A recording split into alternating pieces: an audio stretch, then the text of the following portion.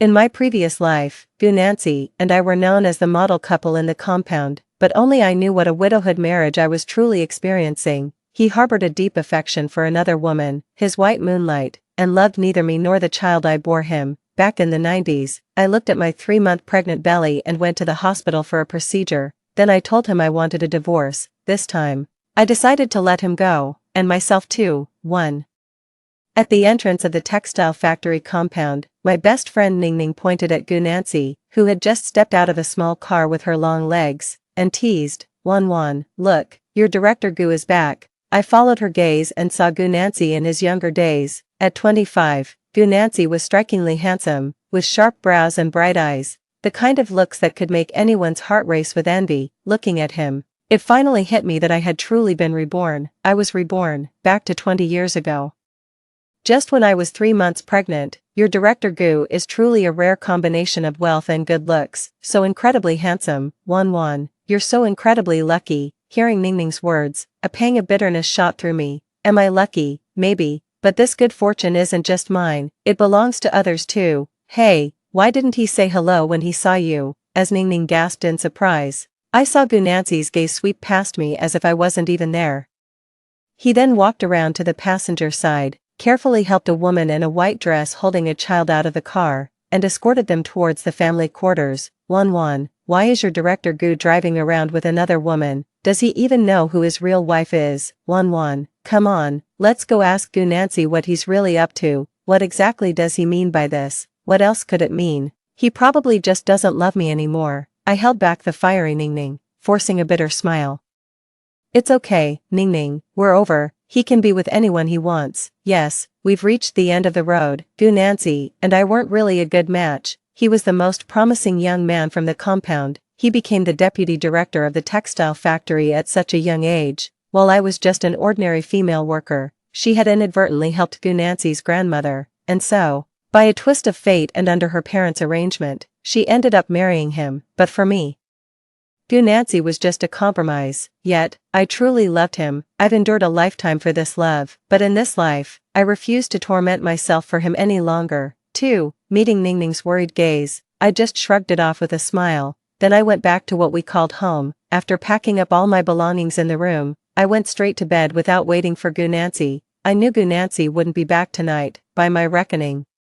This is when his moonlight Lin Jingya is going through the most tumultuous phase of her divorce. Of course he has to be by her side, comforting her, doesn't he? Sure enough, I woke up early the next morning. Gu Nancy's room was still meticulously tidy. There were no signs of anyone having returned. After breakfast, I wasn't in a rush to go to work. I was sitting in the living room, waiting for Gu Nancy to come home. Gu Nancy returned before he left for work, seeing me still at home.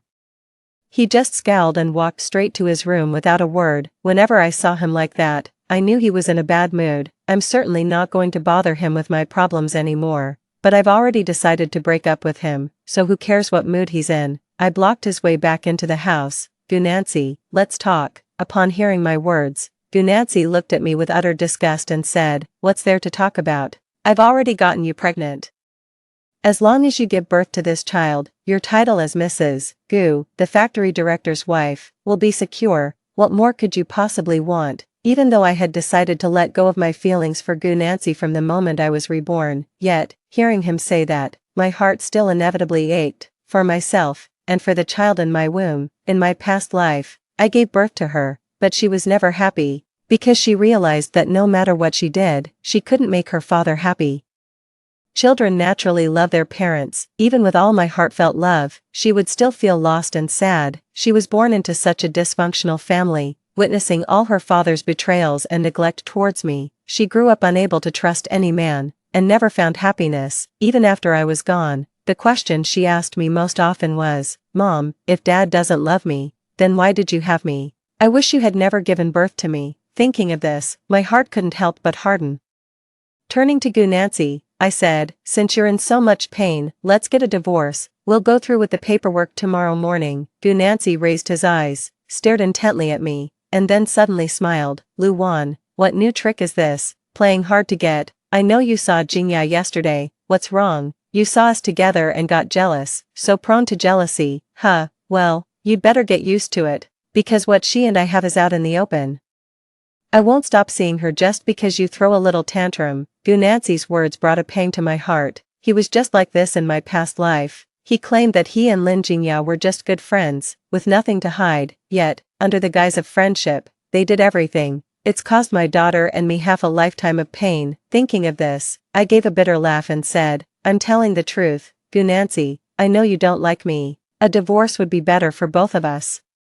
From now on, whether you're with Lin Jingya or some other girl, no one will be there to spoil your fun. As for the child, you don't have to worry at all. I'll go to the hospital in a bit and have an abortion. I absolutely won't put you in a difficult position. Even my own daughter wouldn't want to be born into a family like this. This time, I won't let her suffer in this world again. Hearing me say that, Nancy finally began to seriously size me up. He stared intently at my face. It was as if he was trying to discern from my demeanor whether I was playing hard to get, but I was genuinely sincere. He couldn't see anything at all. Nancy suddenly let out a cold laugh and said, Luwan, are you really not afraid I'll agree to your terms, you uncultured, penniless textile factory worker? What kind of good life could you possibly have without me? The old Luwan might have worried about what her life would be like after becoming a divorced woman.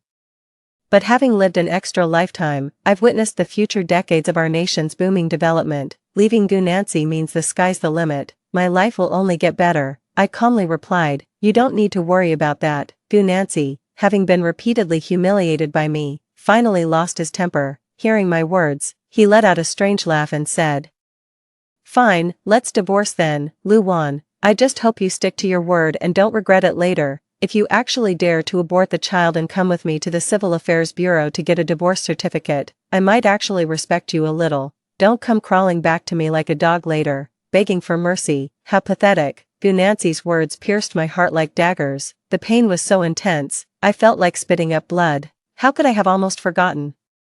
When it comes to hurting people, no one can be as ruthless as him. I really did love him to death before. Every time we fought and argued, I couldn't stand his silent treatment. Then I'd run back to him, humbling myself and begging him to come back. I was just like a dog, wasn't I? It won't happen again. From now on, Luwan will only live for herself. My face pale, I said, don't worry, I won't let you look down on me. I'm going to the hospital this afternoon to get rid of the baby. Tomorrow morning, we'll meet at the Civil Affairs Bureau, no matter what. Nancy looked down at me, a cold smile playing on his lips. All right, see you at the Civil Affairs Bureau. Don't you dare be a no-show, or you're a dog. With that, he impatiently slammed the door shut and left. Watching his retreating back, I couldn't help but let out a bitter laugh. It seems he still doesn't believe I'm serious about divorcing him, but he'll soon find out that every word I said was true. 3. After calling the factory to request a leave of absence, I headed straight to the hospital. By the time I left the hospital, my baby was gone. Back home, I lay in bed, stroking my now flat stomach, tears streaming down my face. Baby, I'm so sorry, I whispered. I brought you into this world without your consent in our last life. This life, Mom won't let you come into this world to suffer anymore. I hope you'll be reborn into a happy family, with a mom and dad who truly love you. And Mom needs to move forward too. The 90s were a time of booming national development, with opportunities everywhere. I won't miss out this time. 4. The next morning, I was at the Civil Affairs Bureau bright and early, waiting. Nancy, however, was nowhere to be seen. When I called, Nancy sounded like he had just woken up, and I could faintly hear a woman's voice in the background. Even though it was very faint, I recognized it as Lin Jingya's voice, knowing they were together all night. In the past, I would have been consumed with jealousy, but this time, I just felt sick to my stomach. Nancy, why aren't you at the Civil Affairs Bureau yet? Are you going back on your word? Do you want to be a dog? Nancy froze, then said in disbelief, Luwan, you actually went to the Civil Affairs Bureau. Are you serious? So what if I didn't come home last night? Jingya's kid had a fever, and I was with them. Can you please stop being so jealous and making a scene, otherwise? I swear I won't hold back. I won't care about the baby you're carrying, and I'll really divorce you. Nancy still thinks I'm just using divorce as leverage against him. I scoffed. Don't bother saving face for me, and don't worry about the child. I already aborted the baby yesterday. Just come and get the divorce. The moment I finished speaking, I heard Lin Jingya's gasp, then came the sound of something shattering. That was followed by a door slamming shut. 10 minutes later, Nancy appeared before me. 5. Nancy stood in front of me, eyes bloodshot, glaring at me with a sinister expression. Lu Wan, you've really outdone yourself, how dare you? How dare you kill my child? I looked at Gu Nancy, bewildered. He seemed to be in an absolute rage, but what did he have to be so angry about? He was the one who, from the very beginning, detested the idea of having a child the most. Gu Nancy, you're out there with a mistress, so why wouldn't I dare to get rid of this baby? Gu Nancy stared at me, utterly speechless. Mistress? What mistress? Jingya is my friend, she's going through a tough divorce right now, and her life is really hard. What's wrong with me helping her out? Why are you so cynical? Don't you know there are other kinds of relationships between men and women besides romance? Gu Nancy's self-righteous demeanor made me look like an unreasonable shrew. As soon as she said that, the staff nearby looked like they wanted to mediate. I cut her off coldly. What kind of friends stick together day and night, not even going home? What kind of friend gives away their entire salary, neglecting their own family? What kind of friend lets someone live in their house without charging a single penny for rent? Gu Nancy, just admit it, you're greedy, always wanting more than you have, you're a total jerk. Gu Nancy's face grew darker and darker as I spoke, but I knew that wasn't enough. I pulled out my trump card and sneered. Didn't you say whoever doesn't get a divorce is a dog? So, it turns out you, Director Gu, want to be my dog, huh? Come on, get on your knees and beg me a little, and maybe I'll agree not to divorce today. Gu Nancy, who had always been so arrogant in front of me, had never endured such humiliation. As expected, his face changed, and he stared intently at me, saying, fine, let's divorce then. Lu Wan, remember, you forced my hand. If you ever regret this, even if you beg me on your knees, I will never forgive you. Begging on my knees, never. Gu Nancy, I will never regret this. 6. The divorce was finalized in just a few minutes. Our asset division was also straightforward. I took 10,000 from our savings and one of the houses. Gu Nancy's grandmother said she wanted to leave that to me before she passed away. That's the one currently lent to Lu Wan and her son. I'm not going to be like some heroines in romance dramas, pretending to be noble and refusing everything. I deserve all of this, why shouldn't I take it? After I got back, I grabbed my things and moved out of here. I wasn't in a hurry to get back to work, so I found a hotel and rested for a few days. After just having a miscarriage, the last thing I wanted was to develop long-term health issues. I didn't want to go back to my parents' house either. My family would definitely think I'd lost my mind if they found out Gu Nancy and I got divorced, and then they forced me to beg Gu Nancy to remarry me. During the few days I spent recuperating at the hotel, I didn't see anyone. I ate and slept normally every day, as if nothing had ever happened, but one night, I saw that pink thermos I had packed away in my suitcase, and then, I broke down. In my previous life, that was my little one's favorite cup for drinking water. After she turned 1 and could drink on her own, my tiny girl would hug that thermos and drink by herself. She would sweetly call me mommy and then snuggle her soft little body into my arms, but now, all of that is gone. I terminated her pregnancy, at a cost that felt like tearing out my own flesh. I excised Gu Nancy from my life. When he got married, he explicitly told me that even though he didn't love me yet, he would strive to be a good husband, but everything changed after Lin Jingya came back. He's no longer a good husband, nor will he ever be a good father. His indecisiveness killed the me who once loved him so much, and my little one too. How could I not hate him? How could I not resent him? I will absolutely make him pay. I just didn't expect that before I even made a move, Lin Jingya would be so eager to come looking for trouble with me. That day, fully recovered, I returned to the textile factory, but before I could even step inside the factory grounds, Lily, our workshop team leader, blocked my way at the entrance. Lily, who had always been at odds with me, stood there with her arms crossed, looking smug and triumphant, glaring at me with an air of arrogance. Lu Wan, you've been absent for a week. Director Lin has already fired you. From now on, be mindful and keep your distance. You're no longer part of our factory.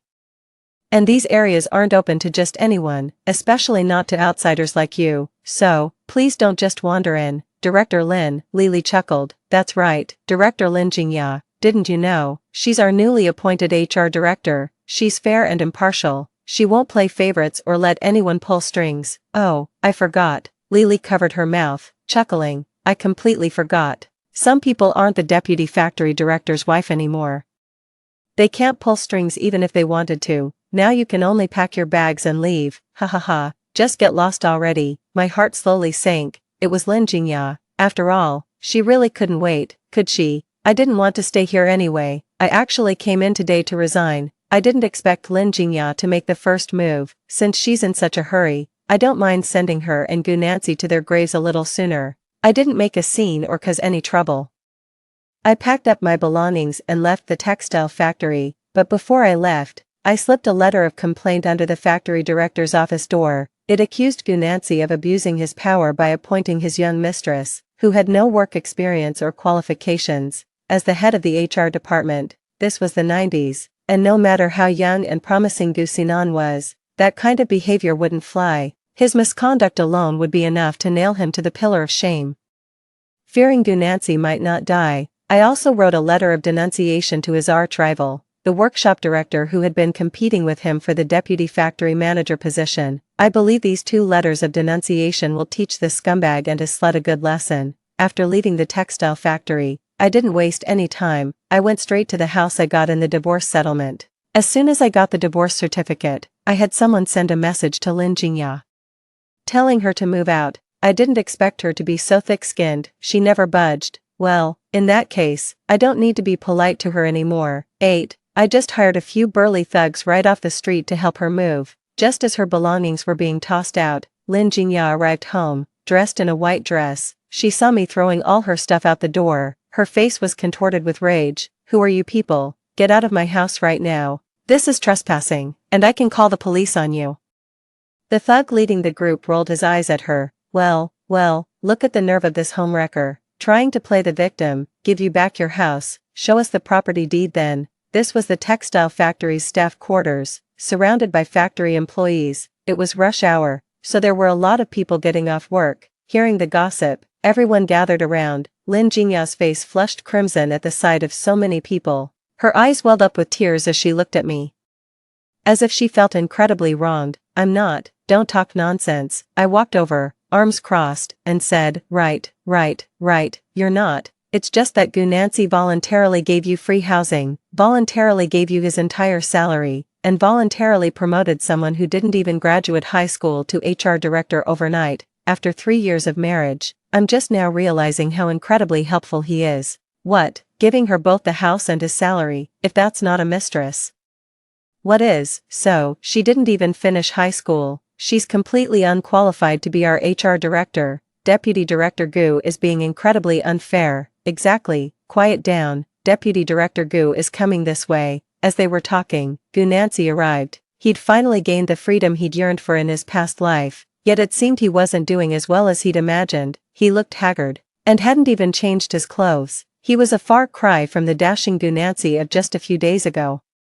But the moment his eyes met mine, all the weariness vanished, replaced by a familiar look of disdain and irritation. "Lu Wan, I actually thought you'd changed for the better, but you're still so malicious. You can target me all you want, but why do this to Jingya? It's already hard enough for a divorced woman raising a child, and you're still pushing her like this. You're utterly heartless." Gu Nancy's thought process is absolutely driving me insane. So, they can do something shameless, but I'm not allowed to call them out on it. I grabbed the broom by the door and started sweeping it at that despicable pair. "Get out, get out, get out. This is my house, and I won't tolerate a hussy living here." "Director Gu, you're so kind-hearted. Just take her into your own home." Gu Nancy shielded Lin Jingya as they retreated into the hallway. He stared at me with a deep gaze, then smirked provocatively. "All right, Lu Wan. You said it yourself, Jingya, let's go.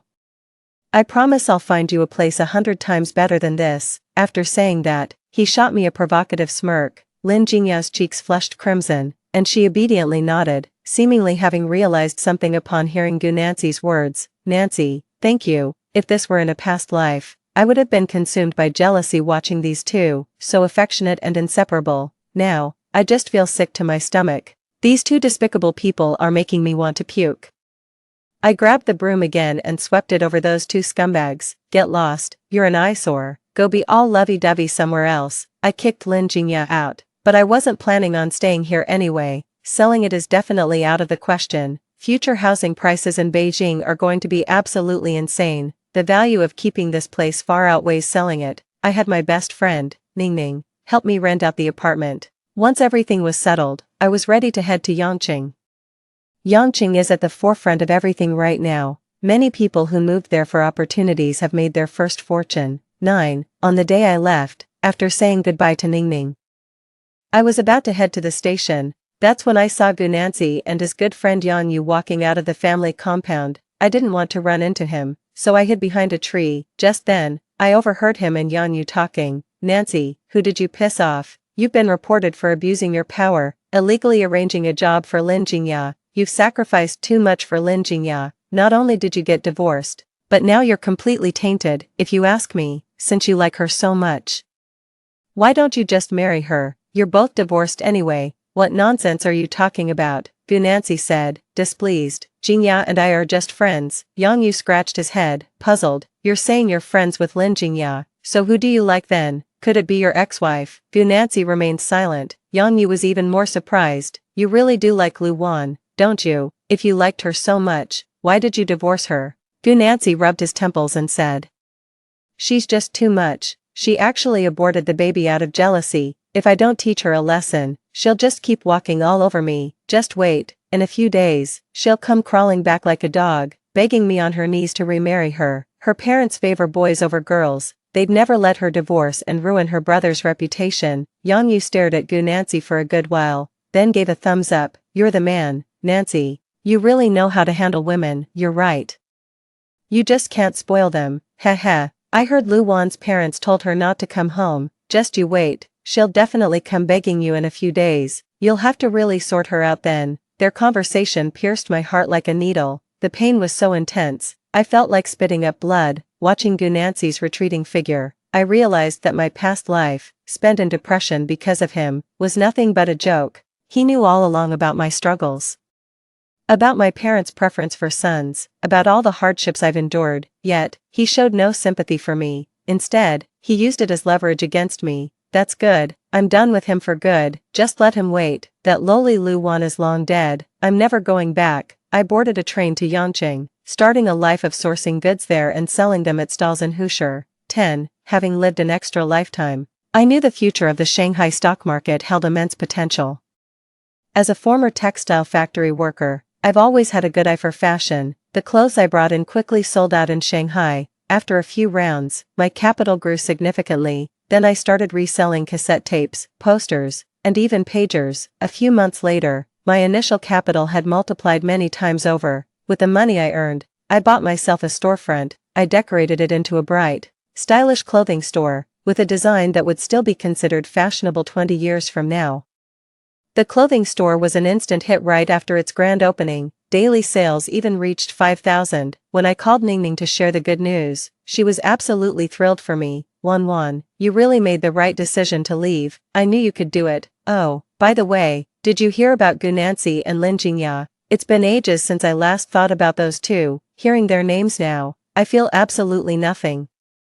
My life is so packed with work these days that everything from the past is firmly behind me. Still, I'm really curious about the impact of those 2 anonymous letters I sent. I asked, what happened to them? Seeing my interest, Ningning immediately spilled the tea. They got what they deserved. If you ask me, Gunanzi brought it all on himself. He had an affair right under your nose, promoted Lin Jingya to HR director, and then forced you out. Turns out, someone reported him.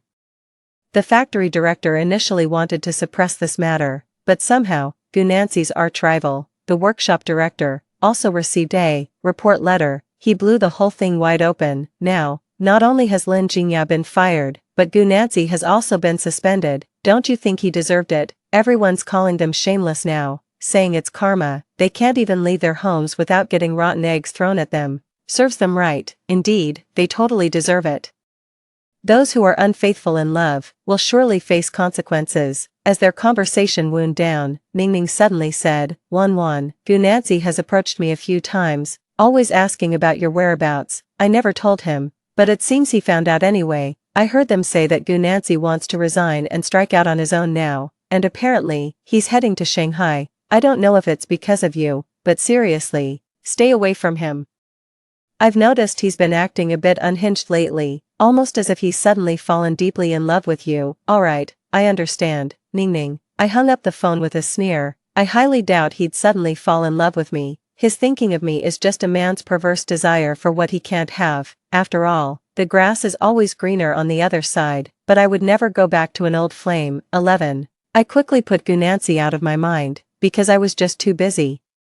With the profits from the clothing store, I opened another electronics superstore, selling pagers, cassette tapes, radios, and game consoles. My tapes were the latest and greatest, and my pagers were reasonably priced. Business boomed right from the start. Just as I was preparing to open a chain of stores, Gunancy arrived. I had just finished dinner with my business partner when I saw Gunancy, his face a mask of frost, walking straight towards me. We hadn't seen each other in over half a year.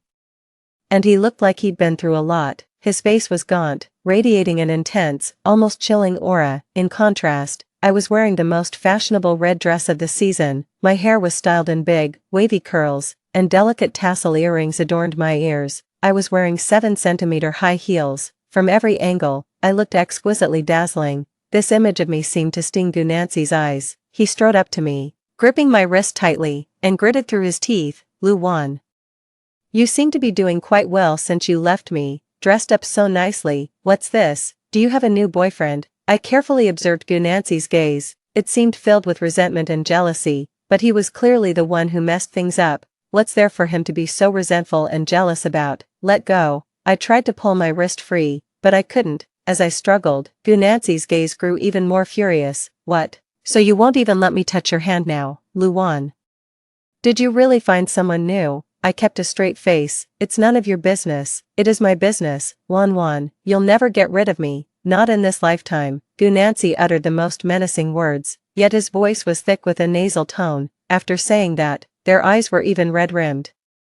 They looked as if they truly loved me to bits and couldn't bear the thought of me leaving. I found it incredibly strange. Something just felt off. To understand what exactly Gunancy was going crazy about, I stopped struggling and watched him quietly. Finally, Gunancy calmed down. He held me tightly in his arms and said, Wan, I was wrong. I shouldn't have divorced you. I regret it. I really regret it. I can't live without you. Let's get remarried, okay? If we do, I promise I'll treat you well and never be half-hearted again. I swear, I won't let you down again. Not in this lifetime. I immediately sensed something was off in Gunancy's words. I pushed him away, staring intently into his eyes. Gunancy, you're back too, aren't you? Gunancy's eyes dropped, a telltale sign of guilt. Yes, Wan, I'm back too. How dare you say that again? I was furious. Slap after slap landed on Gunancy's face. You still want to remarry me? Dream on.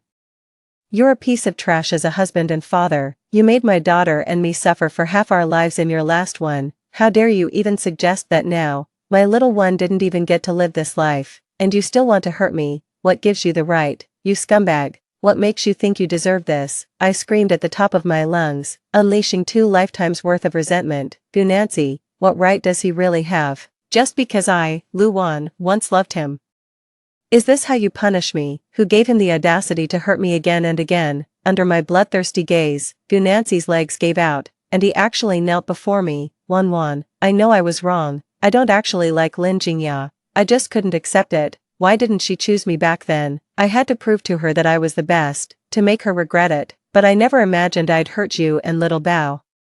It was only after you died in our past life that I truly understood how terribly wrong I had been. Wan, I regret it. I truly regret everything. Please, will you give me a chance to make amends? Gunancy, with all her pride, had never humbled herself like this before, but I wasn't moved. I just felt sick to my stomach. He regrets it now, but what good was his regret now? Wan, what's wrong? As they were grappling, the partner, who had just settled the bill, walked out of the hotel. Fu Xing stood tall and majestic, radiating an aura of nobility and grace, infinitely more handsome than the haggard Gunancy. In that instant, I found the perfect way to finally get rid of that lunatic. Gunancy. I shook off Gunancy and strode towards Fu Xing. Gunancy, it's too late for regrets. I've found someone much better than you now. He's devoted and sincere, way better than a 2-timing jerk like you. Gunancy was never one to let herself be taken advantage of. I'm humiliating him like this in front of another man. His face instantly darkened. He got up from the ground, stared intently at me, and then suddenly smiled. He's so devoted, but does he know you're a used good, already married, dude? You're even taking divorcees. You're not picky at all, are you? Gunancy is driving me absolutely insane, that shameless bitch. I took a deep breath and chuckled. He knows. but he told me that if a dog bites you, you just hit it back. There's no need to be tied to a dog for life, Fusheng chuckled at the opportune moment. That's right, who doesn't encounter a few scumbags when they're young? Luckily, Wanwan has me now. Now that I'm here to protect Wanwan, if that scumbag dares to bother her again, I'll beat him every time I see him. 12. We left under Gu Nancy's gloomy gaze. On the way back, I proactively said, that was my ex-husband just now. I'm sorry you had to be my shield. Next time, I'll treat you to seafood as an apology. Fusheng looked at me with a half-smile. Your taste in men really wasn't great before, but I don't want to be your shield. Wanwan, how about you consider making me your official boyfriend? I promise I'll be devoted to you, always and forever. I shook my head with a wry smile. Stop joking, Fusheng. Let's just stick to being pure business partners. I've had enough of the hardships of marriage. This life, I just want to live freely and unburdened.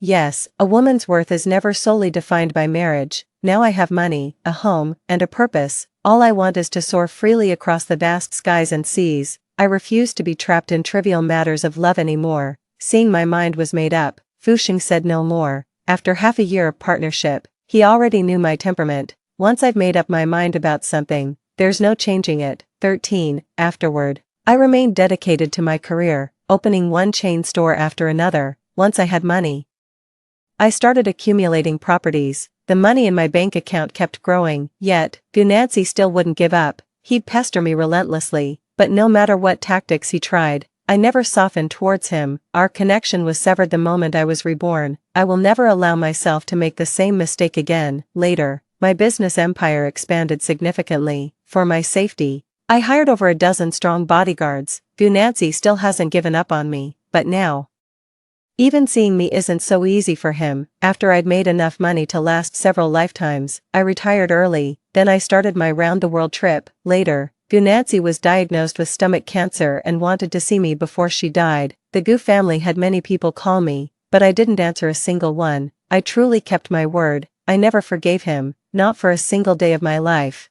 The moment I heard he was dead, I let out a long, slow breath. Then I went inside and opened a good bottle of wine. Such good news definitely called for a celebration. This time, the one who died of depression has finally become him. Those who betray true feelings deserve to be unhappy. Gu Nancy, you deserve all of this, and I, with countless riches, will live a good life in this world, enjoying a life you could never even dream of. Story 2. At a medical conference dinner, my husband received a call from his childhood crush. She confessed she was terminally ill and wanted to profess her love before dying. She'd loved him for years and wrote him love letters, which I intercepted and destroyed. His eyes burning with emotion, my husband stormed out without a second thought. I stopped him. Tonight's gathering is filled with medical luminaries who see great promise in you. Don't act recklessly, come back with me. My husband slapped me in rage. Stop being so heartless, you've monopolized me for over a decade. She just wants to see me one last time. Wei Feng died in a drunk driving accident. Never knowing two crucial things, his blow knocked me down, causing a miscarriage. His dream girl wasn't actually sick, she was just playing truth or dare. When I opened my eyes again, I'd traveled back to my 16th birthday. Wei Feng's mother knelt in our living room, begging my father to sponsor her brilliant but impoverished son. I grabbed my father's arm. Did our family fortune grow on trees? Not happening. Overnight, I became the laughingstock of high society. They couldn't decide whether to mock me or pity me. After 3 years of endless injections and finally succeeding with IVF, my husband's slap caused me to miscarry. I leveraged my family's wealth and connections to pave his way, transforming that poor boy into an elite neurosurgeon through Ivy League education and class ascension. What's the point of fawning over him? My husband still dropped everything when his ex called. Wei Feng died, drunk and desperate to reach the airport. He lost control at 200 kilometers per hour and wrapped his car around a tree. I saw the body, his face shredded by glass, bones shattered everywhere, the fatal wound being a branch through the neck that severed his carotid. The day Wei Feng died, I underwent surgery. Through the haze, I heard the doctor murmur with pity, "Poor Mrs. Yan, egg retrieval is so painful." And after finally conceiving, twins no less, not long after surgery, I dragged myself up to arrange Wei Feng's funeral affairs. In his office, I received his personal effects, a safe. His students said it contained Professor Wei's most treasured possessions. 2. I had the safe forcibly opened. Inside were neither gold bars nor jewels. nor academic papers, just some ordinary little things, a hairpin she once wore, a tiny comb tangled with strands of hair, an old diary, and a tissue smeared with cooking oil and lipstick. My heart skipped a beat. I still remember our high school reunion a month ago. Jiang Xia, the campus belle, was there too. At the banquet, old classmates clinked glasses and reminisced, showering Wei Feng with flattery for marrying a socialite and becoming a top-tier physician, the epitome of success. Wei Feng, always aloof by nature, merely offered a polite smile and barely touched his chopsticks throughout the meal. As a neurosurgeon, he had an almost pathological obsession with cleanliness. Even my riding in his car would trigger a full deep cleaning and disinfection routine, yet shockingly, he secretly pocketed Jiang Xia's used napkin when no one was looking, treasuring it like some sacred relic. Suppressing my fury, I opened the diary, only for several photographs to tumble out unexpectedly. Every photo featured Jiang Xia, with telltale watermarks in the bottom right corner, likely downloaded from her Weibo by Wei Feng before being secretly printed. Among them was an old graduation photo of Wei Feng and Jiang Xia from their high school days. In the picture, Jiang Xia's waist-length black hair and statuesque frame rivaled a celebrity's beauty, while Wei Feng, though handsome, appeared gaunt and sunburnt with rural flesh, his malnutrition and farm labor evident. Who could imagine the polished Professor Wei in his tailored suits was once this awkward country boy? His diary overflowed with secret admiration for Jiang Xia. A single smile from the campus belle could make his entire week. He'd even secretly retrieve the yogurt containers she discarded, adding water to drink the remnants, practically kissing his goddess by proxy. Beyond that, his journal brimmed with loathing toward me and venomous hatred for my family. He believed my father looked down on the poor, while my brother's smug superiority constantly mocked and belittled him. He endured humiliation to be with me, flattering me in exchange for the tycoon's patronage. For money, he had to kiss me and whisper sickening sweet nothings. After our first taste of forbidden fruit, he felt filthy and scrubbed himself raw for 2 solid hours. Whenever he couldn't take it anymore, he'd think of Jiang Xia. The girl radiant as the moon was the sole salvation in his bleak existence. 3. Those society ladies mocked me for being love-struck. Perhaps so. Once, I loved Wei Feng with all my heart. At the age of 5, I was kidnapped by human traffickers and sold to a mountain village. The Liu family bought me to raise as a child bride for their mentally disabled son. In that isolated, impoverished village, Wei Feng, the eldest son of the Wei family, stood out like a golden phoenix. Wei Feng was handsome and academically gifted, the first middle school graduate in the village who later topped the county exams to enter a prestigious provincial high school. To me, Wei Feng was like the moon, always visible yet forever out of reach. While cutting pigweed, I'd often steal glances at him reciting English under the jujube tree, captivated even though I couldn't understand a word. Back then, he was so kind, gently picking weeds from my hair while asking if I still remembered where home was. I told him I'd forgotten, only recalling my beautiful mother, my fierce father, and that my name might be Inan. Wei Feng pitied me for having to consummate the marriage with a simpleton, yet powerless to change the circumstances. Asked what I desired, I said I wanted to learn to read and write. That day, Wei Feng patiently taught me to write my name, Anhua. Stroke by stroke, I thought to myself. My fortune was truly remarkable. On the very day I was forced into that sham marriage with the village idiot, my father showed up with police officers and hired bodyguards. Turns out my old man was a billionaire. When I was little, my mom took me to an amusement park. I got snatched by human traffickers while she was buying me a toy. Heartbroken and desperate after years of searching, my mother developed severe depression and eventually overdosed on sleeping pills when no one was watching. My mother's dying wish was for my father and brother to find me no matter what. Out of guilt, my father spoiled me rotten, and my brother doted on me endlessly. At 16, I could barely read or write, but Dad pulled some strings to get me into the best high school. He didn't care about grades, just wanted me to get that diploma. He handed me a card and told me to spend freely. It took me forever to count all those digits. The balance had 8 figures. Dad asked what else I wanted. I told him I liked Brother Wei Feng. He's top of his class, taught me to write my name, and was the only person in that village who treated me kindly. My dream is to marry him someday, but his family's poor, with 2 younger brothers and a sister. Could you sponsor his education? Studying's his only shot at a better life. My father burst into laughter and said something profound at that moment. If you truly love someone, they don't need to be exceptional.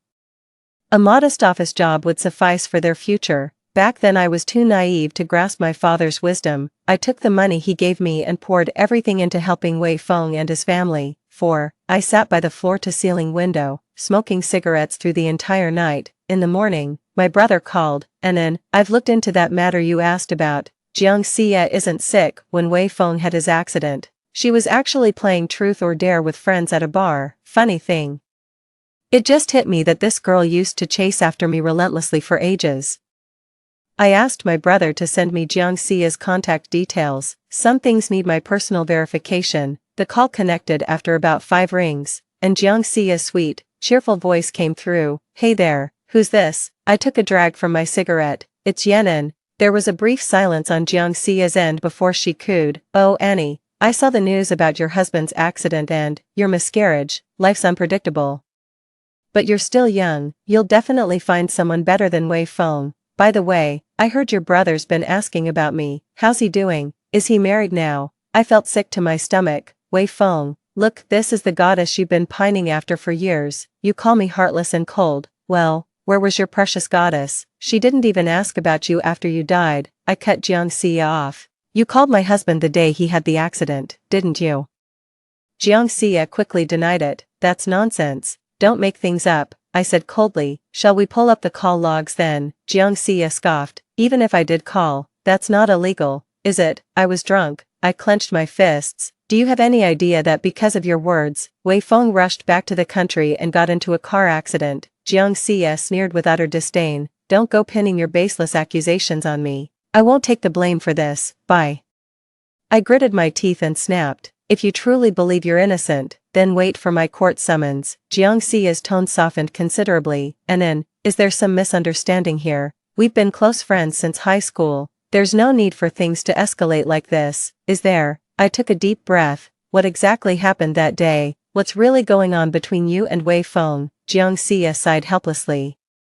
I swear to heaven there's absolutely nothing between Wei Feng and me. That night, a group of us went bar hopping, yes, including Zhang Yang, Wei Feng's best friend. We played truth or dare. I lost, and Zhang Yang dared me to call your husband with a fake confession. Right after the call, I immediately texted Wei Feng saying it was just a prank. He couldn't have missed that text, could he? Pranks aren't illegal, right? I genuinely had no idea Wei Feng had feelings for me. Just a joke.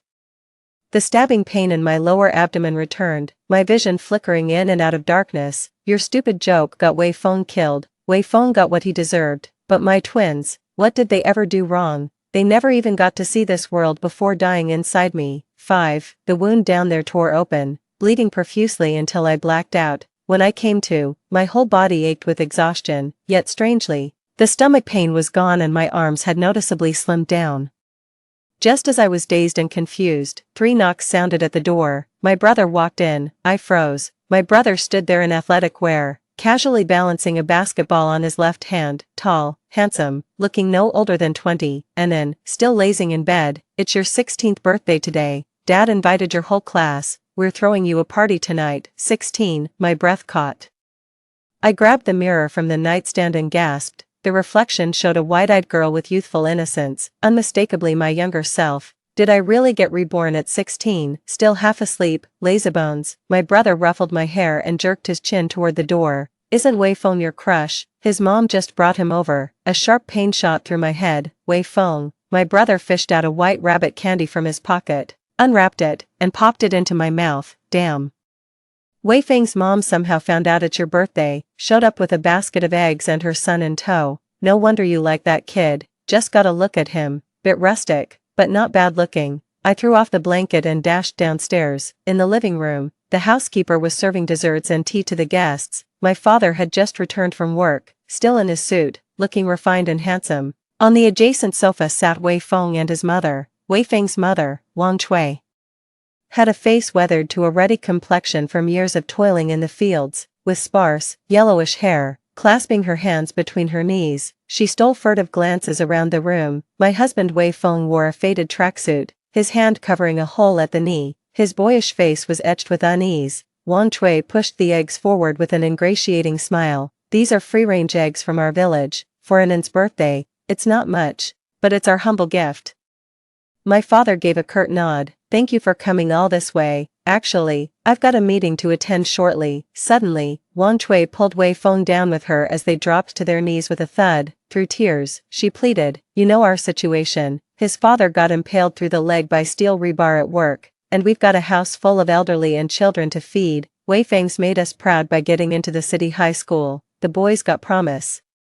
But we just can't afford it anymore. We've failed him." 6. My father took a sip of tea, unmoved by the pitiful mother and son. With a faint smile, he said, "An injust escaped that godforsaken backwater. To be honest, I'd rather she didn't reconnect with people or things from that past. Here's some money, you should go now." In my past life, seeing Aunt Wan Chui begging like this, I'd rushed out and raged at my father, calling him a heartless capitalist with no compassion, like a fool.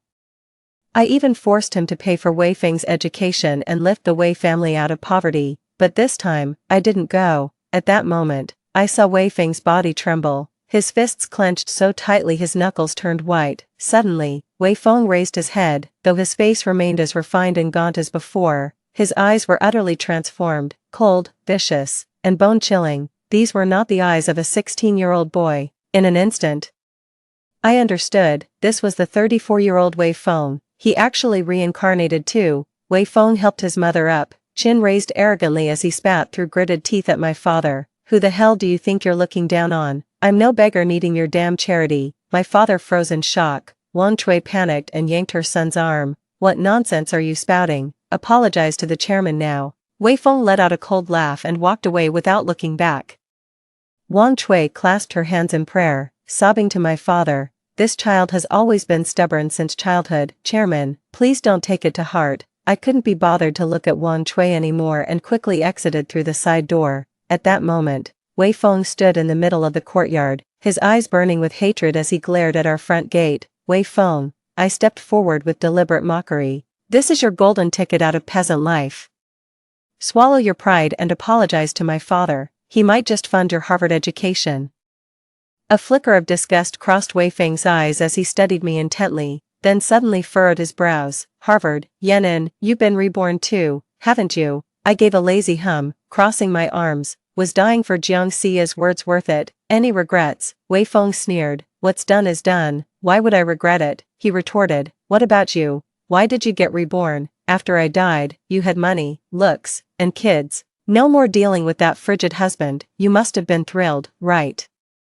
I arched my brows. "Absolutely thrilled." Wei Feng fell silent and turned to leave. "This lifetime, I'll live as I please. No one gets to control me again. Yenin, stop clinging to me like some lovesick fool." I smiled faintly. "Don't worry, never again." 7. On my 16th birthday, I got a second chance at life. My dad had planned this lavish party, sending his assistant to pick up my classmates. He even booked a chart-topping singer to perform at my birthday bash. I refused. I explained to Dad that classmates who befriend me for personal gain aren't real friends. Rather than splurging on some meaningless party, we should donate to organizations fighting against human trafficking of women and children. Having suffered the pain of abduction myself, I'm now willing to lend a helping hand whenever I can. What's more, I asked my father to hire several tutors for me. In my past life, I wasted my prime youth revolving around Wei Feng. While he was studying hard at prestigious universities abroad, I devoted myself to perfecting home-cooked meals so he'd always return to a warm dinner, while he immersed himself in academia, publishing one groundbreaking paper after another. I'd plan our trips, ready to explore and unwind with him whenever he had free time. Social interactions weren't his forte, so I networked on his behalf, helping him secure an associate professorship at a remarkably young age. Once I drank on his behalf until developing acute gastroenteritis, ending up with midnight blood tests and 4 drips at the hospital. My father was heartbroken when he found out. Too upset to scold me, he slapped Wei Feng in anger instead. Unable to save face, Wei Feng silently moved into a hotel without a word. He felt my father was bullying him with his authority, always treating him as a worthless live-in son-in-law, subjecting him to constant abuse. He said he loved me deeply, but simply couldn't stand my father any longer. At that moment, it was like I was under some dark spell. I had a huge blowout with my father. My father's blood pressure skyrocketed with rage as he demanded, "Yenin, choose, your father or your husband." Without hesitation, I chose my husband. In my eyes, my childhood held no parents or siblings, only Wei Feng, the brother I never had. After that, My father and I didn't speak for over a year. I thought my declaration would delight Wei Feng. But he remained as indifferent as ever. There were times I'd wear lingerie and initiate sex, only for him to brush me off claiming exhaustion from surgeries. Occasionally, perhaps feeling a husband shouldn't repeatedly reject his wife, he'd oblige. But truth be told, the experiences were underwhelming, never lasting beyond 10 minutes. In my naivety, I thought he might have some male health issues that made him ashamed to be intimate. I actually secretly consulted an old Chinese medicine practitioner about it. To my surprise, Wei Feng flew into a rage, his face turning beet red as he scolded me for meddling and even accused me of looking down on him. After Wei Feng's death, his mother Wan Chui somehow found out about our argument at the dinner party where he had laid hands on me. She was convinced I'd tampered with her son's car. Not only did she report me to the police, but she repeatedly brought relatives and friends to cause scenes at my father's company, demanding compensation. Wei Feng's siblings had been leeching off us for years. After his death, they shed crocodile tears and demanded I hand over his bank books and property deeds at the funeral. I'd just had surgery and was still weak at the time. Had it not been for my father and brother standing up for me, I would have collapsed long ago. Through tears, I asked my father, "When I cut ties with you for that man, didn't you hate me?" With a choked voice, he replied, "How could I ever hate you? I've only ever wanted to cherish you. This lifetime, I'll live for myself, studying, traveling, savoring good food. Love yourself, love your family." 8. Putting on the school uniform again felt both exciting and nerve-wracking. I was in the regular class during freshman year, while Wei Feng was in the top-tier rocket class, basically the 985 university prep program. The moment I stepped into the classroom, Jiang Xia came straight toward me. I had to admit, that woman was stunningly beautiful. She wrapped her arms around me and asked with concern, "Anan, wasn't yesterday your birthday? Why did you suddenly cancel the party?" I pushed her away and walked alone to the back row. In my past life, Jiang Xia and I were classmates and very close friends. She was the school's it girl, gorgeous, with countless boys chasing after her.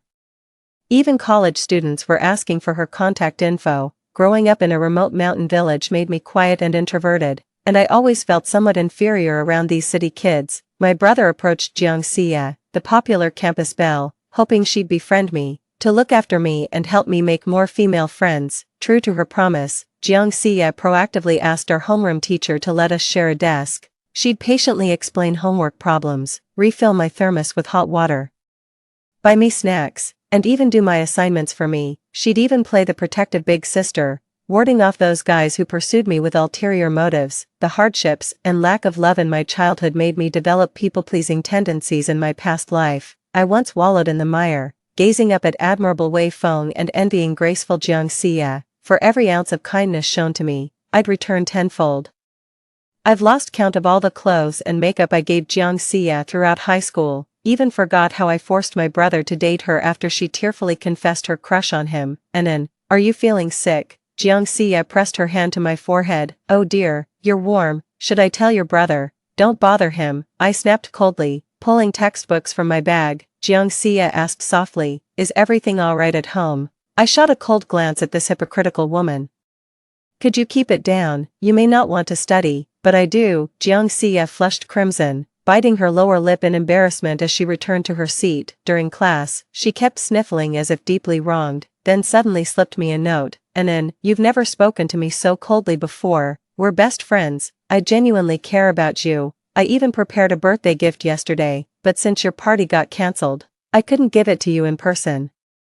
I'm really sorry about that. Is something going on at home? If you ever need someone to talk to, I'll always be here for you." I crumpled the note expressionlessly, tossed it on the floor, and went back to listening to the lecture. 9. Because of my icy sarcasm, Jiang Xia spent the entire class period crying with her face buried in her arms. During the recess exercises, I saw her leave the classroom, worried she might use it as an excuse to bother my brother. I followed her out. To my surprise, Jiang Xia didn't head to the senior building, but marched straight toward the honors class. "She's probably looking for Wei Feng, isn't she?" Just as expected, the moment the campus belle appeared at the honors class doorway, the male students went wild. A few jokers pushed out the tall, lean, and handsome Wei Feng. Facing his secret crush, Wei Feng looked uncharacteristically shy for a man in his 30s, scratching the back of his head like a schoolboy with flushed cheeks. "Classmate Jiang, Did you need something? Jiang Xie gave a slight nod. Could we talk somewhere private? Amidst the whooping and teasing from the boys, the pair left the honors class and headed toward the pavilion behind the building.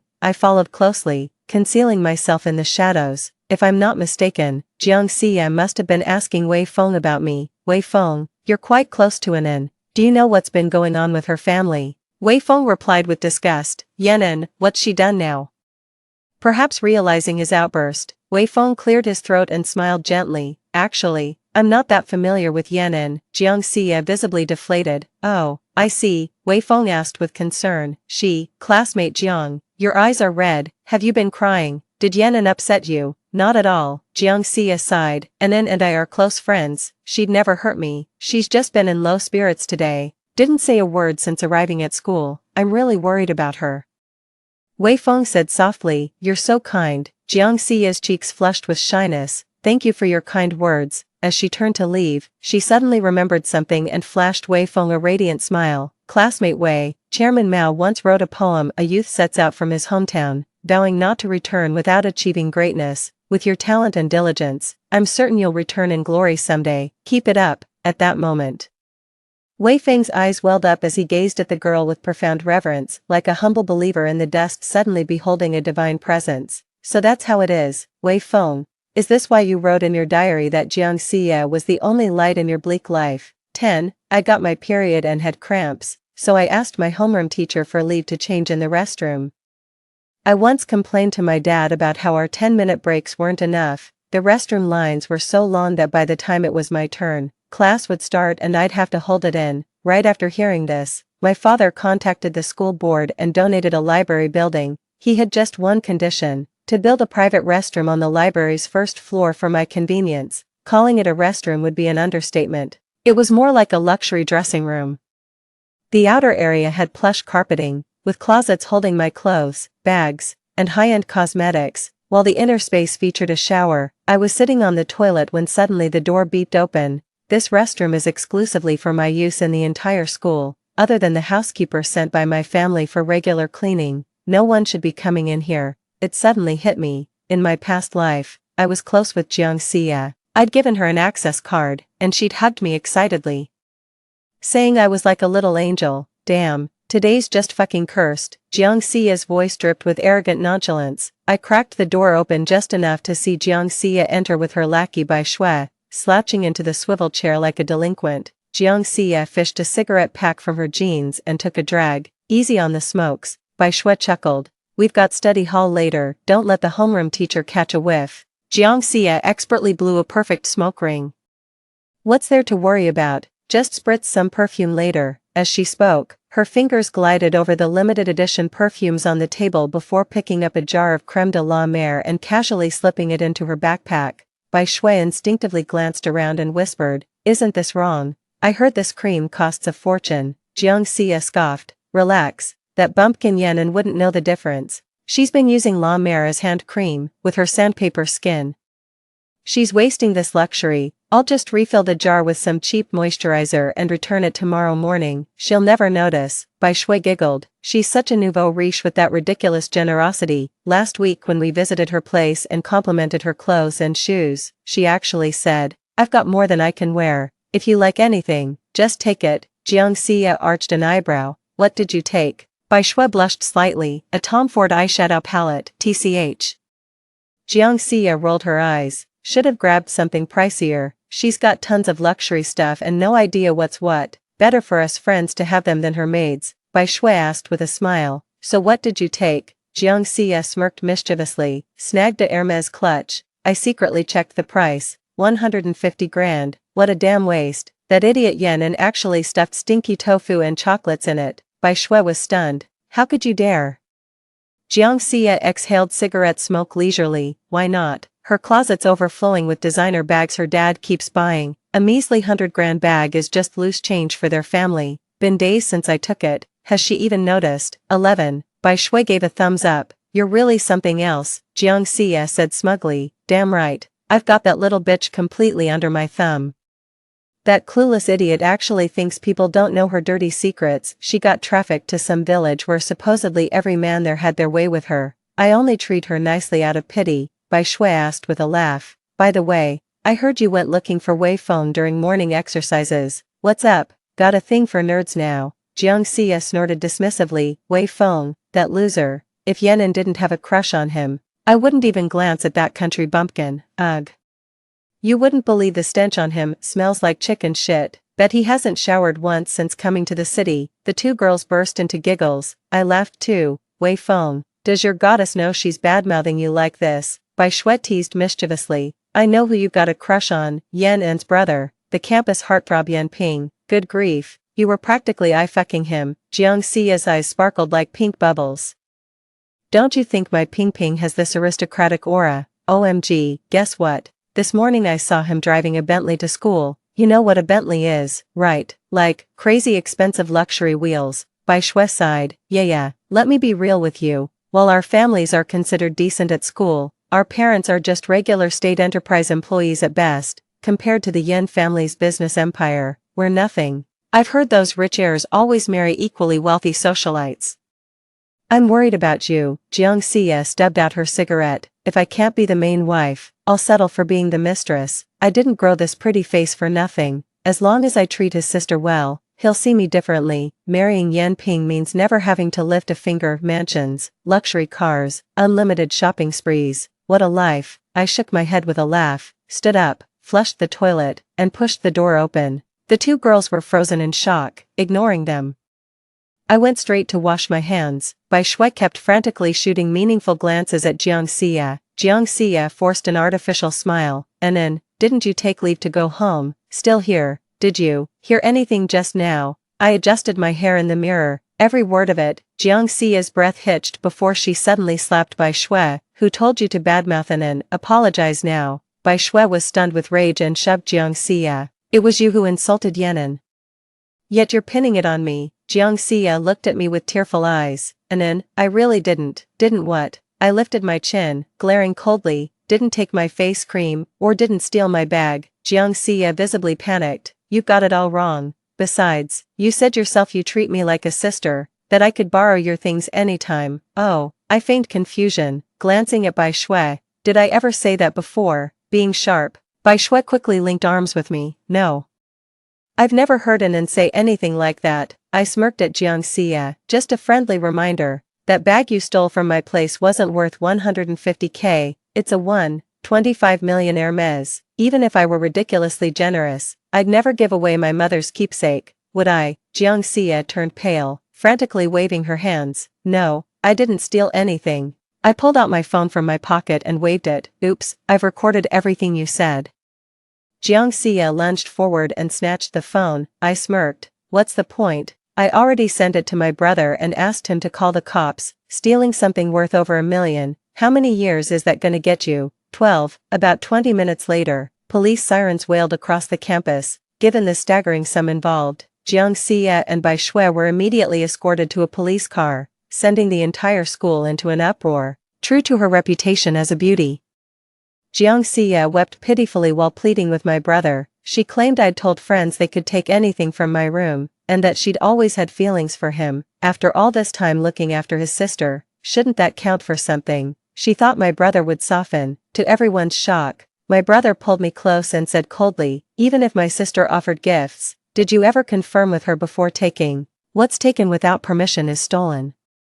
Designer bags aren't just collectibles, they're assets. Why would she give away assets to you? My father was tied up with official duties, so he left the matter entirely in my brother and the butler's hands. According to my brother, Jiang Xia and Bai Shui got into a fight at the police station. 3 officers couldn't even pull them apart. Bai Shui turned witness, accusing Jiang Xia of stealing not just my handbag, but also my designer clothes, cosmetics, jewelry, and other luxury items, totaling roughly over 1.5 million yuan. My brother compiled the purchase receipts as evidence and submitted them to the police station. The police acted swiftly and efficiently, promptly finding the corresponding items in Jiang Xia's backpack and home. Soon after, Jiang Xia's parents came begging to our house, kneeling before my brother in tears, pleading for mercy on account of their daughter's youth and ignorance, and the fact that they were all classmates. They begged him to give Jiang Xia a break. My brother, known for his decisive and ruthless approach, coldly replied, "Your daughter is two-faced, Not only did she humiliate my sister's character, but she also spread rumors about her being defiled by villagers. I won't let anyone who bullies my sister off easily. Although the law reduces sentences for minors under 18, the amount involved in this theft is substantial, and with both witnesses and evidence, she won't have trouble serving a few years. Instead of begging me, you should hire a good lawyer. That might help reduce her sentence. Jiang Xia's parents were devastated and desperately sought help from anyone they could, pleading with teachers and the principal to intervene. Just as expected, Wei Feng tracked me down. 13. Wei Feng ambushed me on my usual route home. His dark circles were pronounced, clearly sleepless for days. Though visibly seething with rage, he forced civility as he asked, Yenin, what exactly do you want? Did you frame Shiyu on purpose? I gave him a dismissive glance, snapped my fingers, and summoned my bodyguard. Pat him down. Sure enough, the bodyguard fished out a voice recorder from Wei Feng's inner pocket. Flushed with humiliation and rage, Wei Feng spat out, how dare you treat me like this? I twirled the recorder between my fingers. Not exactly cheap, is it? So you blew the school's poverty relief stipend on this toy, planning to live on air now?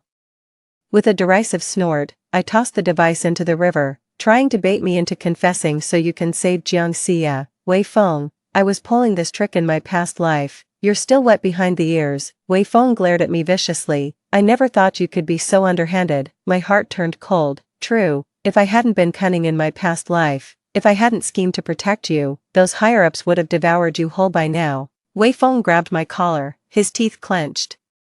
You're filthy rich, designer bags and jewelry beyond count. A measly million means nothing to you. Yenin, tell me, are you just tormenting Xia out of spite? Need you ask? Obviously. I tilted my head, meeting his icy stare with a smirk. What, does it sting? Wei Feng released me, his head hanging in defeat. It's me you hate, me who wronged you. Xia had nothing to do with any of this. She's a decent girl who keeps to herself. I was the one fantasizing about her.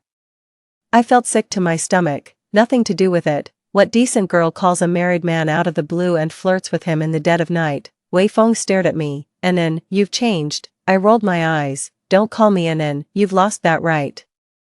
Wei Feng sighed and grabbed my hand. Anan, I was wrong in our past life. I shouldn't have hit you, shouldn't have ignored your warnings and insisted on driving out. I not only got myself killed but also broke your heart. I know you've always been the best to me in this world. Since being reborn, I've been reflecting. Truth is, I never really liked Jiang Xia that much. It's you I love. Let's make up and go study abroad next semester. I shook off this filthy man and sneered. What the hell are you barking about? Huh, Wei Feng froze. I stepped back. What makes you think I'd still want you? Are we social equals? Are you exceptionally handsome, or just phenomenal in bed? Wei Feng, what exactly is your redeeming quality that'd make me spare you a second glance? Wei Feng's breath came in ragged gasps as he glared at me fiercely. What will it take for you to let Shiyu go? On your knees, I commanded, tilting my chin arrogantly. After a brief hesitation, Wei Feng dropped to his knees with a thud. I shook my head in disbelief. A man's dignity is worth more than gold. He should only kneel to heaven, earth, or his parents. Yet here you are, groveling for Jiang Shiyu. You wouldn't understand. Despite all her flaws, she still means the world to me. Wei Feng's eyes welled up with tears. Miss Yan, I sincerely apologize again. For the sake of our past life as husband and wife, please let this slide. I've never humbled myself like this before. I studied the man for a long moment before replying coolly. I can drop the lawsuit, but my designer bag has visible scratches, and some cosmetics and jewelry are damaged. Jiang Xia will have to compensate for these losses. Wei Feng exhaled in relief. How much? I smiled. 300,000. Consider it the alumni discount, my dear Professor Wei. 14, 300. 000 yuan is no small sum for an average working-class family. Jiang Xia's parents scraped together everything they had, but could only come up with 250,000. That's all they're willing to compensate, but I'm standing firm on my demand. Wei Feng approached me again, pleading for leniency. The 250,000 payment has already drained the Jiang family's savings. I'm unmoved. So you've drained your savings. If that's not enough, borrow from close friends or even sell your house and car. If the Jiang family won't pay, then I'm sorry, Jiang Xia will just have to go to prison. Professor Wei, with your talents, you'll surely find a way to raise the money for your beloved goddess. If all else fails, you could tutor students, perform surgeries at the hospital, Or worst case, sell your research papers. Wei Feng stormed off in anger. I had someone keep close tabs on Wei Feng. As expected, Wei Feng was now penniless with no way to raise 50 grand. He owned nothing of value except one priceless asset, his medical genius. He rented a computer at an internet cafe and stayed there for 2 straight days. On the third morning, Wei Feng printed a thick stack of documents at the front desk, then immediately made a phone call. I've warned him countless times in the past to stay away from Zhang Yang. Zhang Yang comes from a wealthy family. His mother runs a medical equipment business, while his father is a chief neurosurgeon and doctoral advisor. Yet Zhang Yang is utterly incompetent, spending his days chasing girls and partying. His admission to Be University's medical school was entirely orchestrated by his father, who also ghostwrote both his undergraduate and master's theses. His father exploited his master's and PhD students, engaged in academic misconduct, and repeatedly took bribes from patients and doctors, a complete scumbag. In short, neither father nor son is any good. In his past life, Wei Feng didn't care. He seemed to relish the flattery and deference from rich kids. He and Zhang Yang were tight colleagues and best buddies who often went street racing at midnight. Wei Feng, you've got talent, but you're blind to the truth and dirt poor. In your past life, you were desperate to escape rural poverty, so despite your resentment, you wore a mask and bowed your spine to my family. After rebirth, you thought your skills could bend fate to your will, so you raised that arrogant head of yours and spoke insolently to my father. But Wei Feng, even rebirth can't change the brutal law of the jungle. 15. Wei Feng reached out to his old buddy Zhang Yang from his previous life. Zhang Yang was a few years older and already a sophomore at the time. Wei Feng obviously couldn't just blurt out, "Hey Zhang Yang, we were like brothers in our past lives, help a buddy out." Even if he had said it, no one would have believed him, so he presented his letter of credence, an SCI paper he'd published in his previous life. He wanted money, pay up, and the paper would be published under Zhang Yang's name. At first Zhang Yang thought the high schooler was messing with him, but after skimming Wei Feng's sample pages, he was stunned and immediately showed them to his father. Days later, Zhang Yang readily handed Wei Feng 100,000 yuan and befriended the teenage prodigy. Wei Feng gave 50,000 to the Jiang family, sent part of the remainder to his hometown, and kept the rest for himself. He bought diamond stud earrings and a bouquet of roses to welcome his beloved goddess on the day Jiang Xia was released from detention. Rumor has it that when the goddess learned Wei Feng scraped together money for her bail, she was utterly moved, clinging to him like a wrong child. She wept while denouncing my cruelty. Adversity reveals true hearts. She realized she'd fallen for Wei Feng. Perfect match. Trash belongs with trash. May they rot together forever. Jiang Xia changed her name and quietly transferred schools after the theft scandal. Rumor has it she once asked Wei Feng where he got so much money. Wei Feng smiled and said his family home had been demolished for redevelopment. Jiang Xia was thrilled. She never guessed Feng was a demolitionaire. Their romance was pure and touching. They often traveled together and went to movies. To spend more time with his girlfriend, Wei Feng rented an apartment near Jiang Xia's school, and the two officially moved in together during their sophomore year. 16. Wei Feng skipped classes constantly, indulged in carnal pleasures, and soon saw his grades plummet. He fell out of the top 30 rankings and was demoted from the elite class to a regular one. Whenever he tried to focus on studying, Jiang Xia would always come up with some new distraction. His sweetheart girlfriend, swayed by someone's whispers, tearfully confessed her grades were too abysmal to even sniff at college admission. She wanted to study acting and audition for Beijing Film Academy, but how could an ordinary family possibly afford those exorbitant training fees? Jiang Xia was utterly heartbroken. This was her one and only dream after all. Watching his beauty waste away, Wei Feng couldn't take it anymore. Come hell or high water, he'd make his darling's dream come true. Wei Feng thought of Zhang Yang again. Zhang Yang seemed to have anticipated Wei Feng's approach. He was remarkably generous, insisting money wouldn't be an issue for quality work. Wei Feng secured a month's medical leave from school, claiming emergency appendicitis surgery. For that entire month, he holed up in his rented apartment, racking his brains to recall his past life's knowledge, ultimately producing 3 exceptionally valuable research papers. His efforts paid off handsomely when Zhang Yang promptly handed him 500,000 in cash. Wei Feng used the money to hire the best physical performance coach for his girlfriend while personally tutoring her academic subjects. His constant travels caused his grades to plummet, landing him at the bottom of his class during the first semester finals of sophomore year, yet he remained unfazed. Confident his natural smarts would help him catch up quickly with some studying, I couldn't care less about him. My brother had already gone abroad for college, while I was preparing all the paperwork to transfer to a high school in Country M during the second semester of 11th grade. I've been studying like crazy this lifetime. I'm determined to get into H University's medical school. My dad was pleasantly surprised by my drive, but also worried about me. He said our family's well off enough for me to live like a princess forever. So why burn the midnight oil studying? Leaning against my father, I said. I love how doctors heal and save lives. What's the point of just shopping and living for men my whole life? I want to make my own mark. Hard work pays off. My STA scores were outstanding. Plus, I'd been involved in various charity initiatives since freshman year, particularly in combating human trafficking of women and children. My substantial contributions had earned me considerable influence domestically. In the end, I got into H University without a hitch. My dad was bursting with pride, praising me nonstop. You're sharper than your brother, he said. Do you know how competitive H University's medical program is? Snuggled in his arms, I thought, like father, like daughter. Dad's genes really came through, and my brother's amazing too. Without his tutoring, I'd never have scored so high on the STA exam. Before starting school, I went back home for vacation. I heard news about Wei Feng in Jiangxia. Jiangxia had been eagerly preparing for art school auditions, but shockingly failed Beijing Film Academy's preliminary round. Too proud for other schools, she's considering retaking the exams,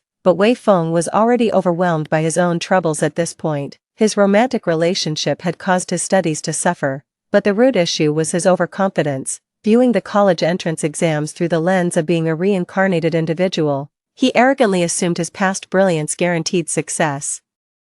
He'd forgotten how long it had been since he'd engaged with this knowledge. Relearning everything systematically required real effort. Though Wei Feng bombed the exams and missed his dream school, Peking Union Medical College, his scores were still good enough for a prestigious provincial normal university. A fallen phoenix is still worth more than a common chicken. Like Jiangxia, Wei Feng refused to settle for an ordinary university. He wanted to retake the college entrance exams, but his family wouldn't fund it. They insisted teaching colleges were perfectly fine, guaranteeing him an iron rice bowl as a future educator with generous retirement benefits. Wei Feng was tormented, knowing one wrong move in choosing his major would set off a chain reaction of missteps, leaving him perpetually playing catch-up. He grew weary of his one-sided devotion to Jiangxia. After the Gaokao, he fought endlessly with his girlfriend, blaming Jiang for derailing his life. Typical man.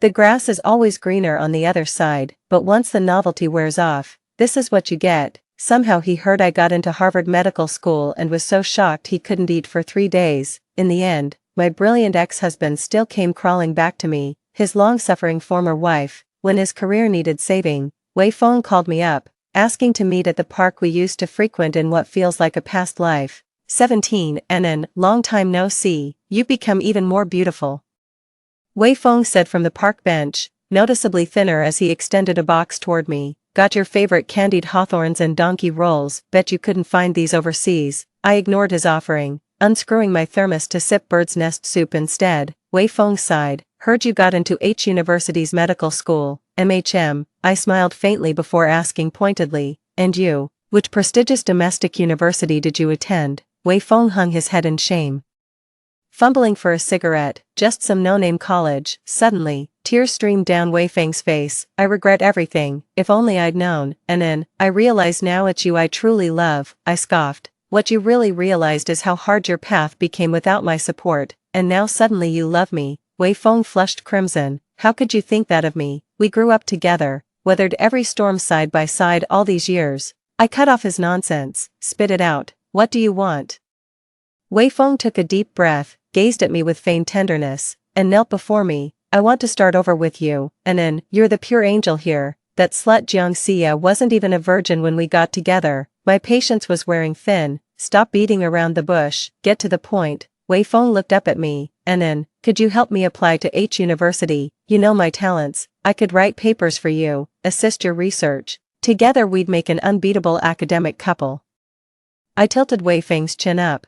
Not entirely impossible, except, a fervent hope flashed in Wei Feng's eyes. Except what? I smiled coyly. You know how much I despise Jiang Xia, yet you'd die for her, spend fortunes on her. Darling, I'm jealous. Then I played him that bathroom recording from back then. Jiang Xia's mocking and belittling remarks about Wei Feng cut straight to the bone. Wei Feng's face darkened instantly as he spat out. I was a fool back then, selling my most valuable research paper for trash like her. Don't worry, and every cent I transferred to her was labeled as a loan. She'll pay back every penny she ever took from me. A chill ran down my spine. Look at you, Wei Feng, the self-proclaimed knight of pure love who once knelt before me for Jiang Xia's sake, yet from the very beginning with her, you were already guarded, scheming against her. The moment she lost her usefulness, you turned on her without a second thought. I curled my lips into a faint smile at the man. Fine, prove to me you still love me. 18. After finding hope in me, Wei Feng left in high spirits. I took out my phone and called my bodyguard. Well, the bodyguard whispered. Miss, as you instructed, I observed from the shadows, just as you predicted, Jiang Xia secretly eavesdropped on your conversation with Wei Feng. Got it. I hung up the phone. That's right. I deliberately let Jiang Xia find out about my contact with Wei Feng after returning to the country. Even our private meetings, Wei Feng is cold to the core, and Jiang Xia is no less icy. Back then, she'd grovel to please me just to date my brother. Now she'd sell herself to Wei Feng for money and her Beijing Film Academy dreams. The mantis stalks the cicada, unaware of the oriole behind this despicable pair. Besides me, there's also Zhang Yang. What made Jiang Xia suddenly come to her senses and decide to apply to the Beijing Film Academy? It was Zhang Yang who secretly reached out to her and gave her guidance behind the scenes. Zhang Yang had long figured out that Wei Feng needed money. And since he and his father needed Wei Feng's thesis, of course they'd investigate him thoroughly, though they couldn't comprehend how a high school student could produce such an impressive thesis, original, with fresh and professional insights. They reluctantly concluded the poor kid must be a genius, or perhaps some kind of reincarnated scholar. How could the Zhang father and son possibly settle for mere cooperation when faced with such an enormous treasure trove? They discovered Wei Feng demanded the money for Jiang Xia's sake. This proves Zhang Yang had been in contact with Jiang Xia long before. Now Jiang Xia heard with her own ears Wei Feng's intention to cut ties and even demand repayment for what he'd spent on her. Do you really think Jiang Xia would just sit around waiting for death? Revenge has many forms. But isn't it more entertaining to watch the hounds tear each other apart? Before leaving the country, I kept hearing one fascinating story after another. Before Wei Feng confronted Jiang Xia, she had already sought help from Zhang Yang. Zhang Yang couldn't afford to lose Wei Feng, his golden goose, so he'd never let him climb the social ladder by marrying into my family. If Wei Feng studied at a prestigious medical school abroad, he'd gain wealth and influence, given his cunning and meticulous nature. He might even turn the tables and accuse the Zhangs of plagiarizing his research. Damn right. The Zhang father-son duo conspired with Jiang Xia to keep Wei Feng under their control. 19. Wei Feng's dreams and hopes were shattered during that summer after high school graduation. Not only was he denied admission to H University's medical school, but he couldn't even get into that domestic teacher's college. Zhang Yang imprisoned him in the basement of his home, brutally beating and torturing Wei Feng to force him to write academic papers. Wei Feng refused to comply. Zhang Yang then injected him with drugs to control him through addiction. Zhang Yang and Jiang Xia would even have sex right outside the cage deliberately, tormenting him with this cruel humiliation. They impersonated Wei Feng's tone when sending money home with reassurances, claiming to be juggling work and studies, too busy to visit. They psychologically manipulated Wei Feng's mother Wan Chui by forging bitter letters in his voice, blaming his parents for being useless burdens who ruined his chance to retake exams. Though allegedly hating his family, the letters stated he'd still filially send 800 yuan monthly, while demanding Wan Chui never visit campus lest her shabby appearance shame him. I knew every detail of this. My brother once asked me, "This Wei Feng seems to be in a rough spot, should we help him?" As if. Do I look like a pushover to you? So I told my brother a story, one from our past life. After hearing it, he held me tight and wept for a long time before saying, "You've grown up. There's no need to pity a wolf, he's getting what he deserves." 20. My 4-year study abroad journey was fulfilling and extraordinary, though research papers and coursework nearly drove me crazy at times. It was that satisfying kind of madness. I'd planned early to pursue graduate studies and successfully secured admission. After graduating from business school, My brother returned home to become Dad's right-hand man and took over the family business. During the pre-semester break, I heard some interesting news again. Jiang Xie and Zhang Yang got together. After failing her college entrance exams, she retook the year with her boyfriend's support and eventually got into film school the following year. She's now played supporting roles in several TV dramas and films, becoming a minor celebrity. As for Zhang Yang, he's published dozens of groundbreaking papers in medicine, emerging as a brilliant young star in the field. Remarkably, this associate chief physician focuses solely on research and rarely performs surgeries. Not long ago, Zhang Yang and Jiang Xie got engaged. A perfect match between a talented scholar and a beautiful lady. As for Wei Feng, after 4 years, Wei Feng's mother Wan Chui finally sensed something amiss. She had secretly gone to the city multiple times searching for her son, only to be shocked upon learning he'd never even registered at the school. Wan Chui was frantic. Where on earth was her son? In desperation, she went to the police. The officers could do little, as Wei Feng had maintained contact with his family over those 4 years, and the handwriting in the letters was undoubtedly his. Perhaps Wei Feng had gone off to work somewhere and simply didn't want to stay in touch with his family. In utter despair, Wan Chui came to our house again, kneeling and begging my father and brother for help. A mother's intuition never lies. She just knew Wei Feng was in trouble. 4 years later, it was finally time to bring closure to this matter. My brother helped Wan Chui to her feet, speaking gently as he promised to look into it, though he cautioned her not to get her hopes up. A month later, my brother and the hired detective rescued Wei Feng from the hidden basement in Zhang Yang's house. My brother had someone remove the surveillance footage to make it look like Wei Feng escaped alone. 21. Wei Feng was completely unrecognizable. His hair was unnaturally long for a man who used to be fastidious, his nails caked with dirt, his body reeking of urine and filth. Years without sunlight left his skin an unhealthy ashen gray. He flinched from daylight, avoided eye contact, and his body was covered with scars, from whips, cigarette burns, and knife wounds. Nightmares haunted him almost daily. The moment anyone approached, he'd immediately drop to his knees begging for mercy. Even eating meals while kneeling became habitual. The worst part, he got hooked on drugs. During withdrawals, the agony drove him to bite off a chunk of flesh from his own mother's arm. Serves him right, truly. On the last day of July, I visited Wei Feng at a private hospital. I placed the roses by his bedside. He was hooked to an 4 drip, his sunken eyes fixed blankly on the ceiling while murmuring incoherently. Sensing someone's presence, Wei Feng turned his head mechanically. After a long, vacant stare, recognition finally dawned. Is that you? I nodded quietly. Tears welled in his clouded eyes. I'm sorry I broke our promise. That summer after senior year, they locked me away. His lips trembled violently as he struggled to raise his right hand. That's when I noticed all his fingers had been chopped off. I'm finished. My life is ruined. That damned couple. They've robbed me of ever holding a scalpel again. I smiled faintly. You're mistaken. Wei Feng struggled upright. What do you mean? Are you saying there's still hope for me? I shook my head. What I mean is, you were doomed from our past life. Wei Feng looked utterly confused. What are you talking about? I stood up, looking down at him. In our past life, you slapped me and rushed off in your car for Jiang Xie only to crash and die. There are 2 things you never knew.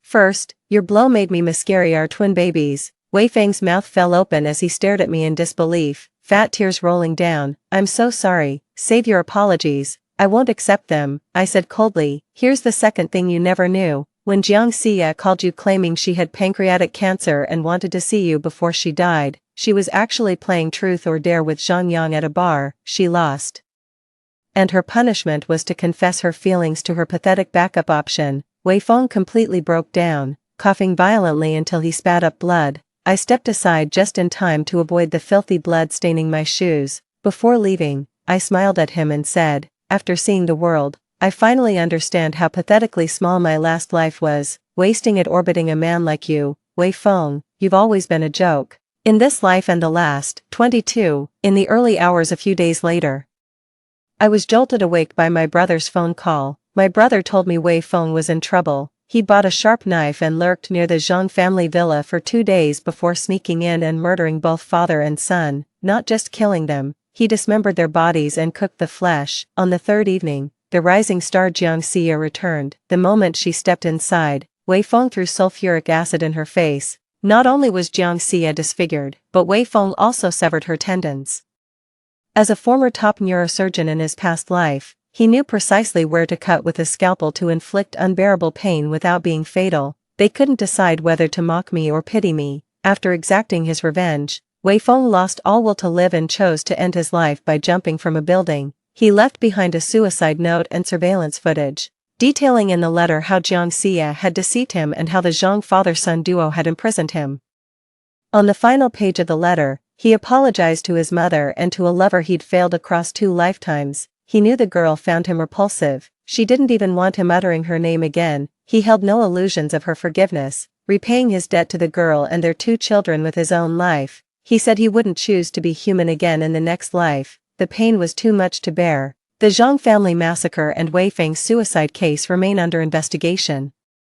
My brother told me to stay out of it. He's handling everything with the police. My father and I boarded the flight to Country M. Dad's been wanting to visit my school for ages. The real reason, he heard I'm dating an MIT PhD candidate and wants to check the guy out. I shook my head with a smile, leaning against Dad's shoulder as we watched the clouds drift by outside. Oh, this old man. Story 2. I scored 605 on the college entrance exam, but my boyfriend tampered with my application, landing me in a second-tier university. After taking everything precious from me, he casually said he found girls like me who lacked self-respect disgusting. I drowned by accident, and my spirit hovered in the air, witnessing 3 months of absurd drama. My grandmother, who refused to pay my tuition, pocketed 100,000 in compensation from the school. The cheating ex who got guaranteed grad school admission, woke up to find myself back in senior year. That haunting question echoes in my mind.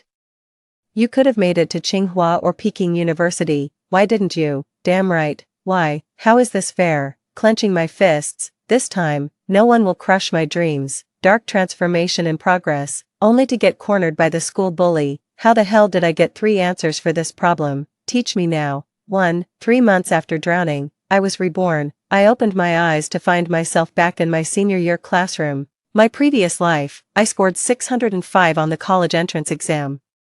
But my boyfriend tampered with my application, changing my guaranteed spot at a top-tier university to a local second-rate college. When I received the admission letter, I was shaking with rage. I tentatively asked Grandma about repeating the year, only to be met with her jabbing finger and furious scolding. Girls are nothing but money pits. You turned down the betrothal gifts for school, and now you want to quit. You'll go get engaged today, with no other choice. I enrolled in a second-tier college, the same one my boyfriend got into. In my junior year, I foolishly believed my boyfriend's empty promise about taking our first love all the way to marriage, and gave him everything precious I had. He casually sneered, "Zhou zhao zhao, girls like you with no self-respect are downright disgusting." Then he turned around and confessed to the department's beauty queen with theatrical solemnity, real conquest.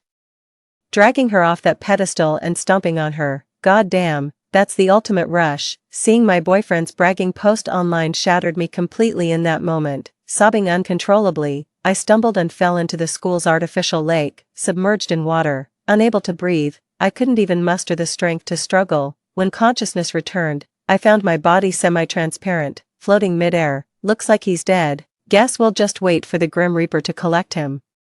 Little did we know, while waiting around, we'd be treated to quite the spectacle first. The moment Grandma reached the school gate, she popped a heart attack pill, sobbing as she pulled a protest banner from her cloth bag. Give me back my precious granddaughter's life. In the end, we took the 100K compensation and went home with my younger brother, completely satisfied. My boyfriend was sobbing uncontrollably, telling everyone I was his first love, gentle and quiet.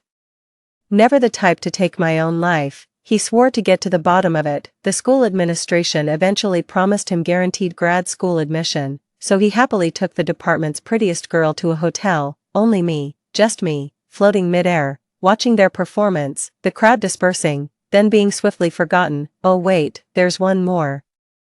Every day by the lake, finishing a whole cigarette, never failing to mutter "fucking moron" before leaving. What the hell, I thought I'd keep drifting like this forever, had even mapped out a 5-year plan, when suddenly, life shoved me hard. It felt like being face-planted into sand. Pressure crashed over me, my chest tightened, leaving me gasping for air. When I blinked awake, our balding homeroom teacher was hyping himself up at the podium. Class, This is your final semester of senior year, the moment of truth is here. Whoa, I've been reborn, too." In the silent classroom, my breathing sounded unnaturally loud. "Zhou Zhao Zhao, there's no need to be this nervous. You're the top student in our grade, getting into a 211 university is well within your reach." The homeroom teacher didn't expect such an intense reaction and ended up comforting her instead. A snicker erupted from the back of the classroom. "Mr. Sun.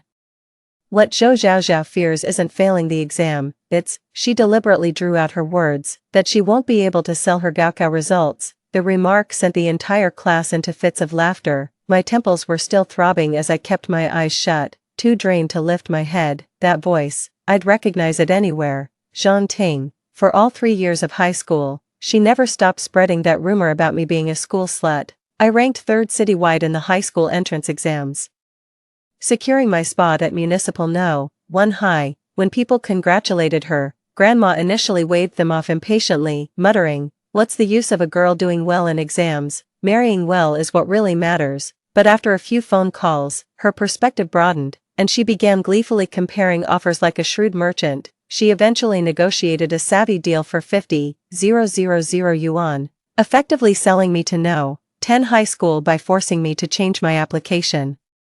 The school administrators wept with joy, exclaiming, "In 3 years, we'll finally produce a Tier 1 university candidate." No, a 211 project graduate. I'm completely numb to it, but Grandma was over the moon, bought a gaming console for my little brother, installed a big screen TV at home, then patted the bank card in my pocket with a smile. "This is for my precious grandson's college fund, of course," even though my brother only ended up going to a vocational school. Grandma kept telling everyone that sending girls to school was just to earn tuition money for the boys. Soon every middle and high school in the city knew the girl who ranked 3rd in the entrance exams chose some bottom-tier school just for 50 grand. I became the butt of jokes for 3 straight years because of it. I'd been swallowing my pride for 3 years, but unfortunately, I'm no longer the old Zhou Zhao Zhao. Now I'm Zhou, the ghost queen of a university. Zhao Zhao. Everyone said this school was haunted, but I never believed it until I became a ghost myself. On Campus A, even the cliques among ghosts outnumber those of the living. During those 3 months, I got beaten up daily as the newbie specter, but while the living can be beaten to death, the dead can't be pummeled back to life. Just left howling in pain, after weeks of taking hits, I finally snapped and fought back, discovering an unexpected talent for brawling. With my STEM background, concepts like leverage, torque, airflow, pressure, and electromagnetic fields became surprisingly handy when brawling with spirits. Before my rebirth, I was rallying my crew to establish our own turf, aiming to dominate a university's spirit world within 5 years. But now, my empire building got cut short by this untimely reincarnation. I may never become the underworld kingpin of a university's spirit realm, but facing my old friends again, I'm no longer the timid pushover I used to be. I cleared my throat and spoke deliberately. "At least I'm selling results, unlike some people who sell themselves." In the back row, Zhang Ting froze for a second before springing to her feet. "Who are you talking about? Whoever stands up is who I mean. Don't you dare make baseless accusations. Isn't it you who gets a boyfriend whenever you can't afford new shoes?" I turned and gave her a composed smile. "For 3 years in high school, I bit my tongue, but that doesn't mean I didn't know all the gossip." Zhang Ting's face flushed and paled alternately, her lips trembling with rage. "I did no such thing." "That's right, she didn't. Zhou Zhao Zhao, stop slandering decent people." Up front, Zhang Ting's girlfriends were getting worked up too. I gave her a glance but couldn't be bothered to engage. I just kept telling Zhang Ting, "Stop wasting your time picking fights with me. You'd better keep an eye on your little friend. Don't be the fool who gets played while laughing it off." If I remember right, that friend of hers ended up skipping the college entrance exams altogether. A year later, she was holding a baby at her wedding, to Zhang Ting's current boyfriend. Funny how getting married and having kids right after graduation somehow counts as a life path at this high school. Zhang Ting scanned the classroom, her face burning with humiliation. After all her trash talking about others being promiscuous, she'd been exposed as the real hypocrite. She grabbed the nearest water glass and hurled it straight at me. I dodged sideways just in time. The glass struck her best friend square on the forehead, and blood instantly gushed out. The classroom erupted into chaos. I sat perfectly still, save for a single drop of blood splattering onto the back of my hand. That warm sensation finally gave tangible meaning to the word rebirth. I slowly raised my head. Amidst the chaos diagonally behind me, Jiangyu leaned against the wall with an amused smirk. He didn't even bother to check if I was hurt, not exactly boyfriend material. It suddenly dawned on me, right, I wasn't reborn just to engage in petty arguments. I'm here to fulfill unfinished dreams. And make those who once feasted on my corpse pay the price. 3. Zhang Ting's friend was sent to the infirmary while Zhang Ting herself got dragged to the dean's office. The commotion continued as I leafed through the test papers spread on the desk, most of which were already completed. Having studied math at University A in my past life while preparing for grad school, I found this high school seniors exam surprisingly easier than expected. Picked up the pen, circled a mistake, and corrected it. Jiangyu finally walked over.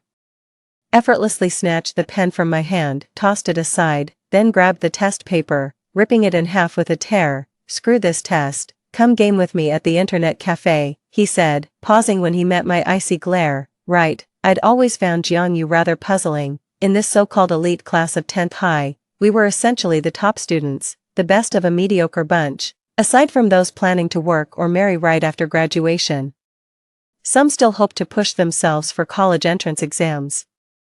Jiangyu was one of them. Unfortunately, he had poor test-taking nerves. While his regular scores met top-tier university standards, he'd always choke during major exams. During the final joint exam of senior year, he failed both math and science sections, and only completed half of his Chinese essay. From that point on, his confidence completely shattered. I absolutely detest exams and test papers. Can't even stand seeing me work on them. In my past life, I thought he was just in a bad mood.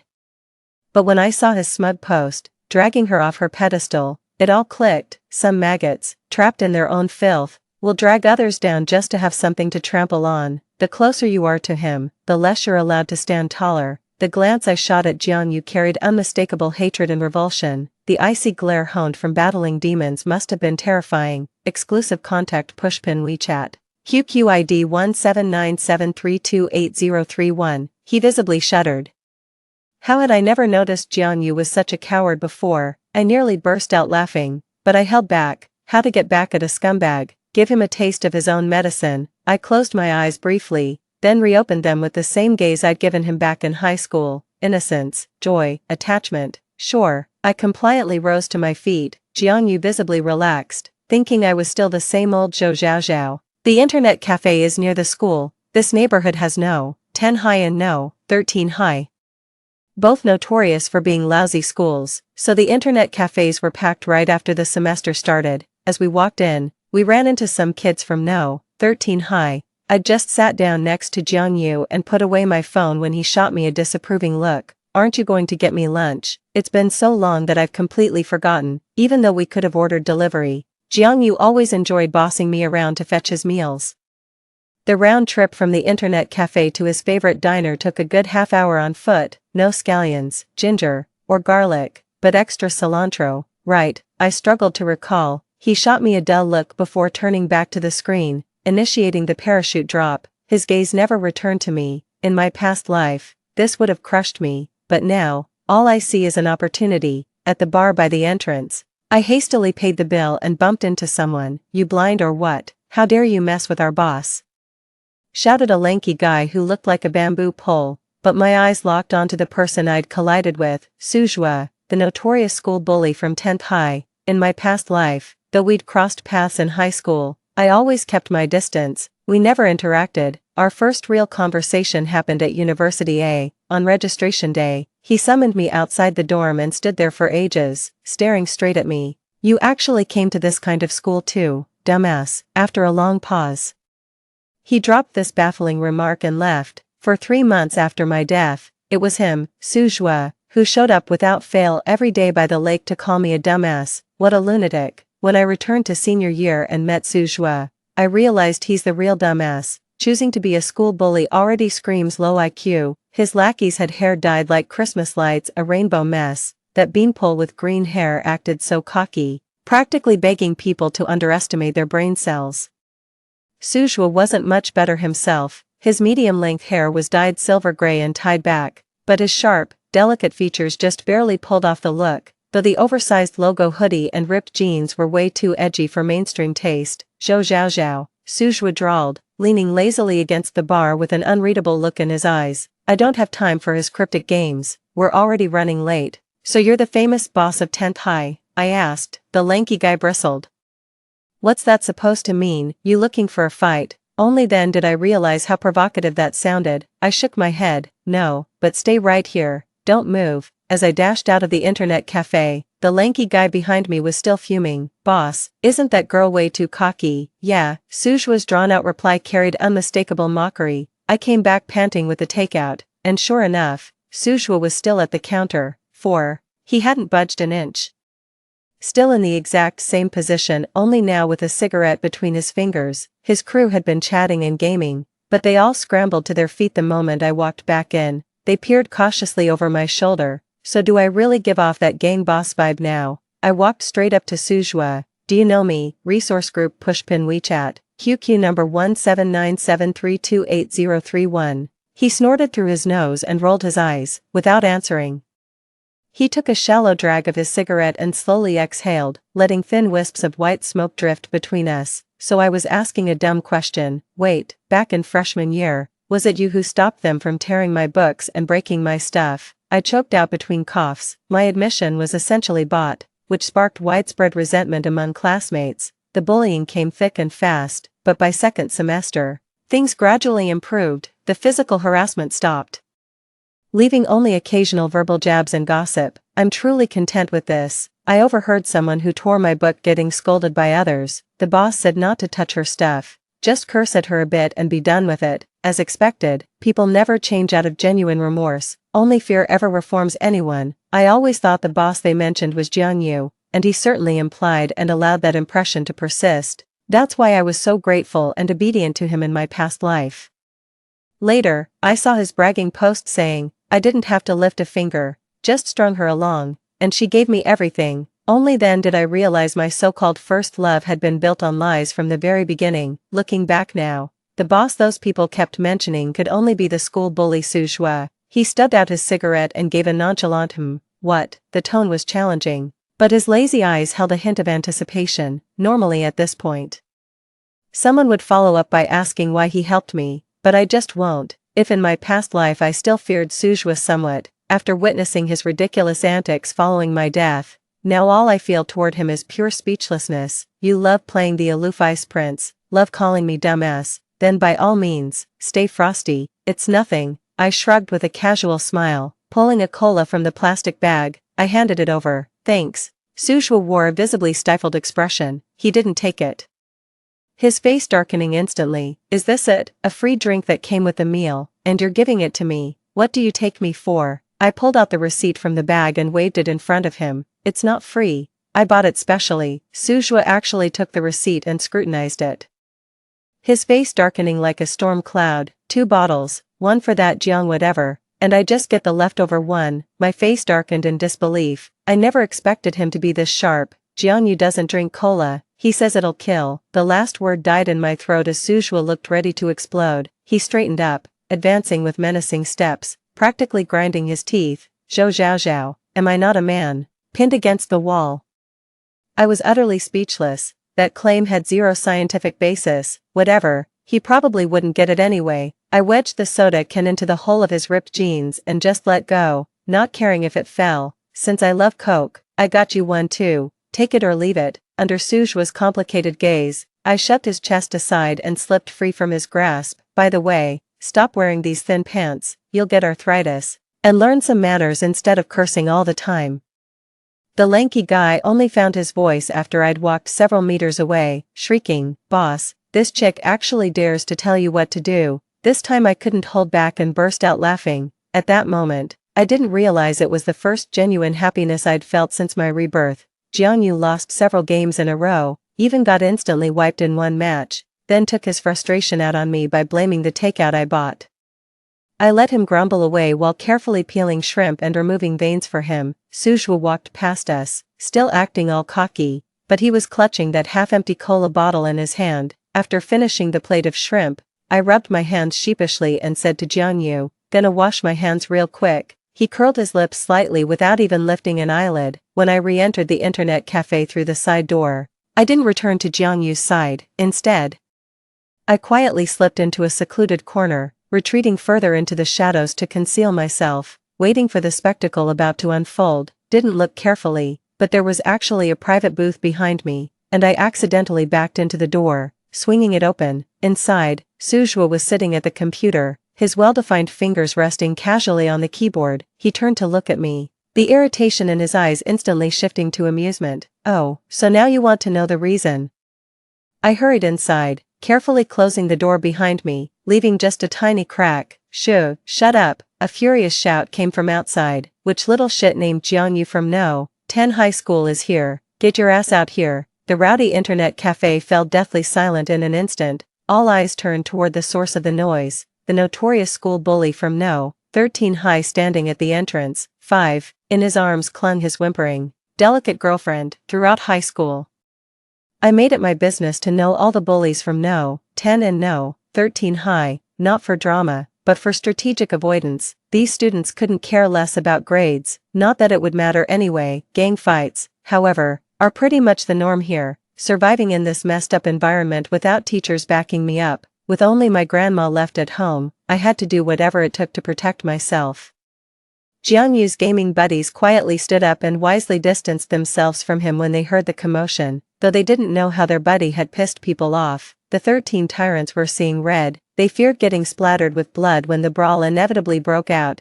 Jiangyu visibly panicked. Claim benefits pushpin WeChat, QQ179-732-8031. His face turned deathly pale, utterly bewildered yet trembling in silence. 13 tyrant sneered, slowly advancing toward him.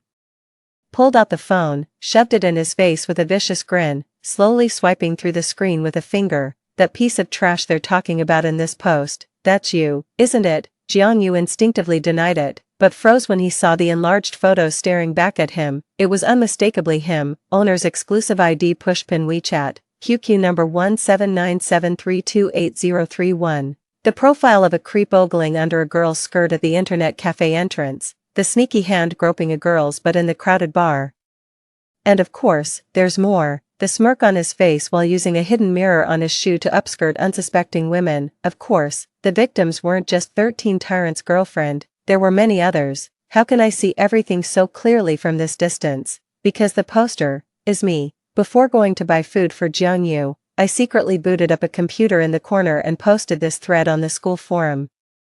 The photos of him harassing 13 Tyrant's girlfriend were taken today outside the internet cafe, same outfits in every shot. Undeniable evidence. The other photos were accidental shots I took before, still sitting undeleted in my phone. I had no clue what the mirror on shoes thing meant back then, only asked why he kept bumping into other girls. Jiangyu claimed it was just an accident, yet blamed me for thinking the worst of him. In my past life, I actually believed him and even blamed myself.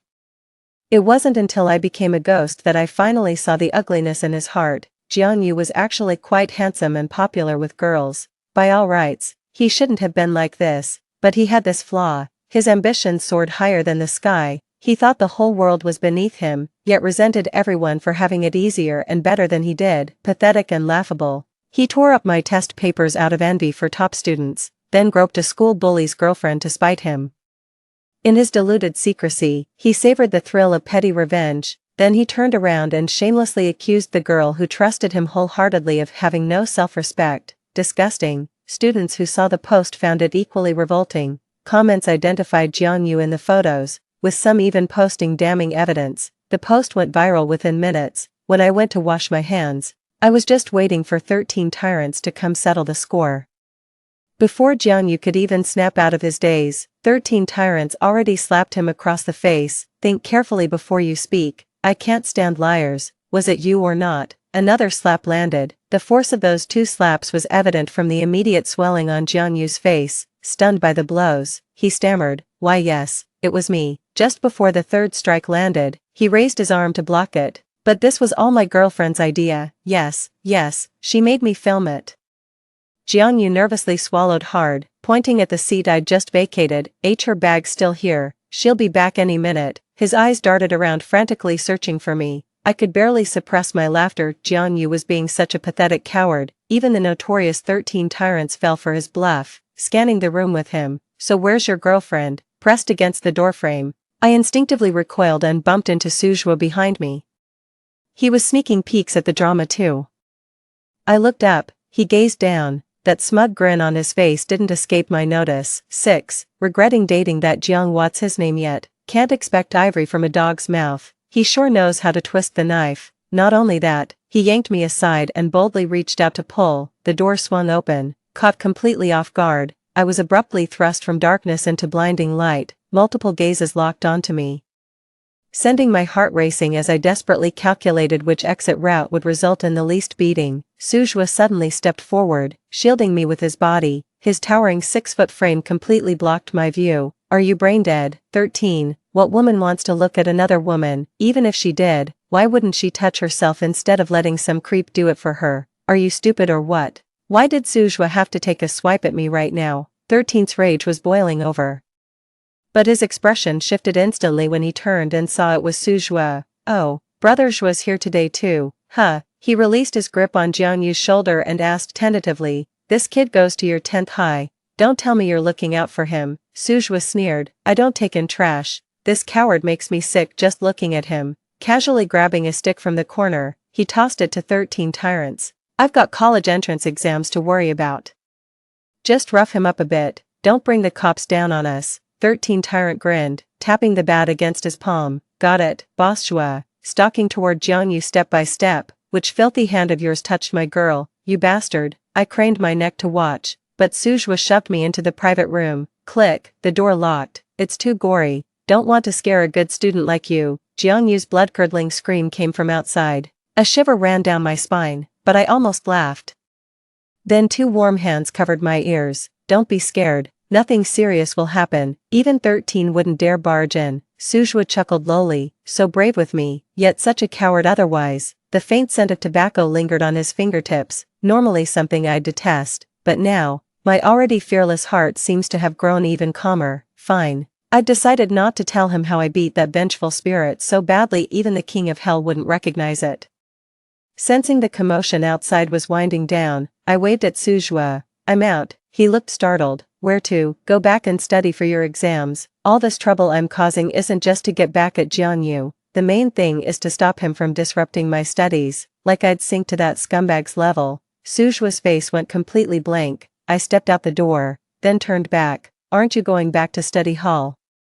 Last life he barely scraped into a tier 2 college just by being the school bully. This time if he actually tries, getting into a tier 1 university should be doable. Green Bamboo and his lackeys were squatting by the entrance on standby, grinning like they'd just heard a joke. Novel collection pushpin WeChat, QQ number 1797328031. Boss, this chick is telling you to hit the books, ha ha ha. Sujwa looked like he was about to lose it. Shut the hell up, what's so funny? After study hall, I headed home. The route was familiar, yet the moment I pushed open the door, everything felt strangely foreign. After starting college, I rarely went home, though my university was local. I spent every holiday working to pay tuition and living expenses. Truth be told, I genuinely didn't want to return to that place that kept trying to trap me. But back in high school, with heavy coursework and empty pockets, breaking free from my family seemed impossible. Bang, a bowl shattered at my feet.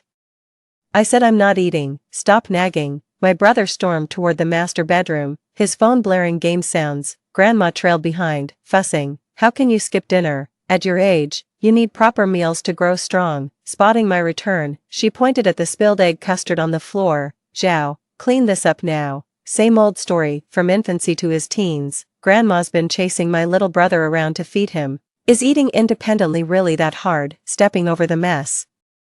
I tossed my backpack into the tiny balcony cubby. Yep, this is where I live. Mom passed away from childbirth complications when my brother was born, and Dad died in an industrial accident years ago. Now it's just Grandma raising the 2 of us. 7. In our 70 square meter old apartment, my brother gets the master bedroom while Grandma takes the smaller one. They partitioned a tiny space on the balcony with a folding cot. That's where I sleep. To Grandma.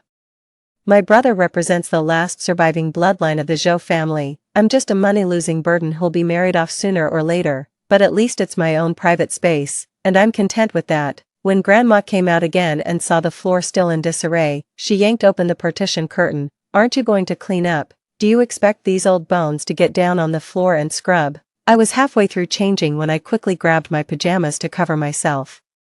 Why can't he clean up after himself? Since when does your brother do such chores? That's what older sisters are for. I nearly laughed. If he's not meant for chores, what's he good for? Lazing around playing video games. Grandma was so furious she started hitting me. What's wrong with your brother playing games to unwind after failing his exam? Who asked for your opinion? It's because of your academic success that he's lost all confidence. The room was too cramped, nowhere to dodge. I took 2 solid hits, no point arguing. You can't change old school thinking with a few words. I changed my clothes and cleaned up the broken bowl and egg custard from the floor, returned to the cubicle, drew the curtain, and started reviewing my study materials. In this household, I never dared hope for a quiet environment or uninterrupted time to complete a test paper. But I'd barely turned 2 pages when Grandma's voice called out again, "Joe dear. Fetch some water for your brother to wash his feet." An angry shout came from the master bedroom. "I won't wash them, damn annoying." Grandma coaxed gently, "Washing your feet helps you sleep better at night, be good now." Then she reminded me, "Joe dear, don't make the water too hot. Add more warm water after your brother starts washing." My head was splitting with pain. I slammed the book shut and took deep, heaving breaths just to barely calm down. Returning to this life again. I found it so suffocating I could hardly breathe. God knows how I endured it last time. Went to the kitchen, filled an enamel basin with hot water, tempered it with cold, and tested it, just the right temperature. Carried it to the master bedroom and set it down by the bed. "Hurry up and wash up. I still need to study after this." My younger brother was sprawled on a crumpled blanket playing Honor of Kings. Completely ignoring me, my last shred of patience was fading. "If you don't wash up, Grandma will make my life miserable today. Get moving." The phone announced, "You have been slain." My brother sat up, yelling furiously, "Fuck, can you stop ruining my game?" I crossed my arms and stared at him blankly. "Hurry up and shower, I'm leaving right after." Couldn't stand being here a second longer. His rage suddenly melted into a creepy smirk. "Fine, I'll wash up." I dipped my feet into the basin, then jerked them out with a splash. Water droplets sprayed everywhere, drenching my face and hair. "Ha ha ha, asking me to wash my feet. You want to drink my foot bath or something?" My little brother howled with laughter, rolling on the bed, wiping the water off my face. I noticed my hands were trembling. The water acted like gasoline, instantly igniting the fury buried deep within. Years of pent-up frustration, righteous anger, and helpless grievances were on the verge of erupting. If only reason hadn't held me back. I can't afford to burn bridges with my family before becoming independent. Apologize. My voice trembled as I spoke. "Who do you think you are to demand an apology?" My younger brother tilted his head, smiling with innocent cruelty. "Zhou Zhao Zhao, have you forgotten who you really are?" How could I ever forget? Impossible to forget. The name Zhou Zhao Zhao was meant to summon a boy for the Zhou family. The ultrasound supposedly showed I was a boy during pregnancy. But they got a girl at birth. Grandma had originally planned to handle this situation, but Mom's poor health made them fear she couldn't conceive again, so they reluctantly kept me. They stubbornly named me Zhao Zhao in hopes of finally having a proper son to carry on the family name. After years of trying every Chinese and Western medicine, acupuncture, and therapies, they finally got their baby boy. But the delivery went wrong. Mother never made it out of the operating room alive. Grandma never stopped praising Mother, calling her the Zhou family's greatest benefactor. They say Mom took one last look at my brother and felt completely at peace, saying her life was well lived. I used to understand their choices, but over time, something started feeling off, especially in my last life. After starting college, I worked part-time jobs constantly, meeting all sorts of people and seeing countless news stories. We're all human. Yet some are cherished like precious gems while others are chained in basements, stripped of freedom. Some, like me, bear names that aren't truly ours, living lives we were never meant to live. The world isn't flat, I know that much, but I can't fathom why it has to be so rugged. I glared daggers at my brother, enunciating each word. "Apologize." Now, my brother's grin widened. "You okay there? Talking nonsense again?" I bit my lower lip hard, crouched down, and picked up the enamel basin. Splash. A full basin of water came pouring straight down over my little brother's head. The scalding water knocked the breath out of him, leaving him gasping for air, and so, he gulped down mouthful after mouthful of his own foot-washing water. His arrogant demeanor vanished as he stared blankly at his soaked clothes and the expanding water stain on the bed. Then he erupted like a madman, screaming, "Zhou, Zhao, Zhao." I finally burst out laughing. "Little brother, how does your own foot bath taste?" My little brother was sprawled on the bed retching for ages before sticking his finger down his throat. I casually remarked, "Little bro, that's the same hand you just used to wash your feet." He froze, eyes burning with rage, then lunged at me like a rabid animal. "Just another Tuesday for me." Didn't even flinch, pinned his arm against the wardrobe door, immobilizing him completely. "Ate. Never ate properly growing up, huh? Pathetic." Snatched the enamel basin and slammed it over his head. Grabbed his phone and smashed it against the basin's bottom with a piercing clang. My little brother was howling nonstop as the basin kept shaking. "You gonna apologize or what?" "Screw your apology, I'm going deaf here." Clang, clang, clang. I banged the basin's rim several times. That piercing sound gave me goosebumps even from outside. My little brother was screaming his lungs out. "Going to apologize or not? Yes, yes, yes. Damn it. I'm fucking sorry, Zhou Zhao Zhao." The last sentence was nearly shouted hoarse. "Remember this, Zhou Zhao Zhao won't put up with your nonsense. If you dare mess with me again, you'd better check if you've got what it takes." As the basin was removed, my younger brother stood dazed from the shock, staggering as if about to collapse. Instinctively, I reached out to steady him. In an instant, my hair was violently yanked, not in one solid grasp, but in vicious tufts, nearly tearing patches of scalp clean off. It was Grandma.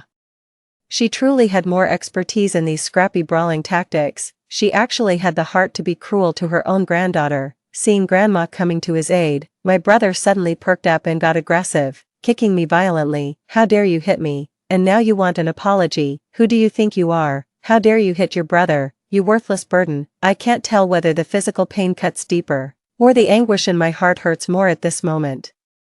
Owner's exclusive contact pushpin WeChat, QQ number 1797328031. My own family never treated me as human, then I've got nothing left to care about. Seizing the moment, I gathered all my strength and delivered a vicious kick to my brother's vulnerable spot. After a piercing shriek, the rain of blows finally stopped falling on me. Completely shut down, my brother lay writhing on the ground, curled up like a shrimp, his face as pale as paper. Grandma was so terrified that tears gushed from her eyes as she threw herself onto him with a thud. "My precious boy, are you hurt? Does it hurt?" She glared at me with bulging eyes. "You worthless girl, you're trying to end the Zhou family line." I casually smoothed my hair that she had tugged on. "What does the Zhou family's lineage have to do with me? Zhou Zhao Zhao. Besides, I deliberately held back that kick. If he's still this pathetic, it just proves the Zhou family's so-called last hope is, well, not much to write home about." In the bedroom, the grandmother and grandson were sobbing in each other's arms, while I packed my school bag in the alcove, completely unfazed. I couldn't help but laugh. I walked out expressionless amid Grandma and my brother's curses. Even the howling midnight wind felt kinder than this house. Before I knew it, I'd wandered back to 10th High.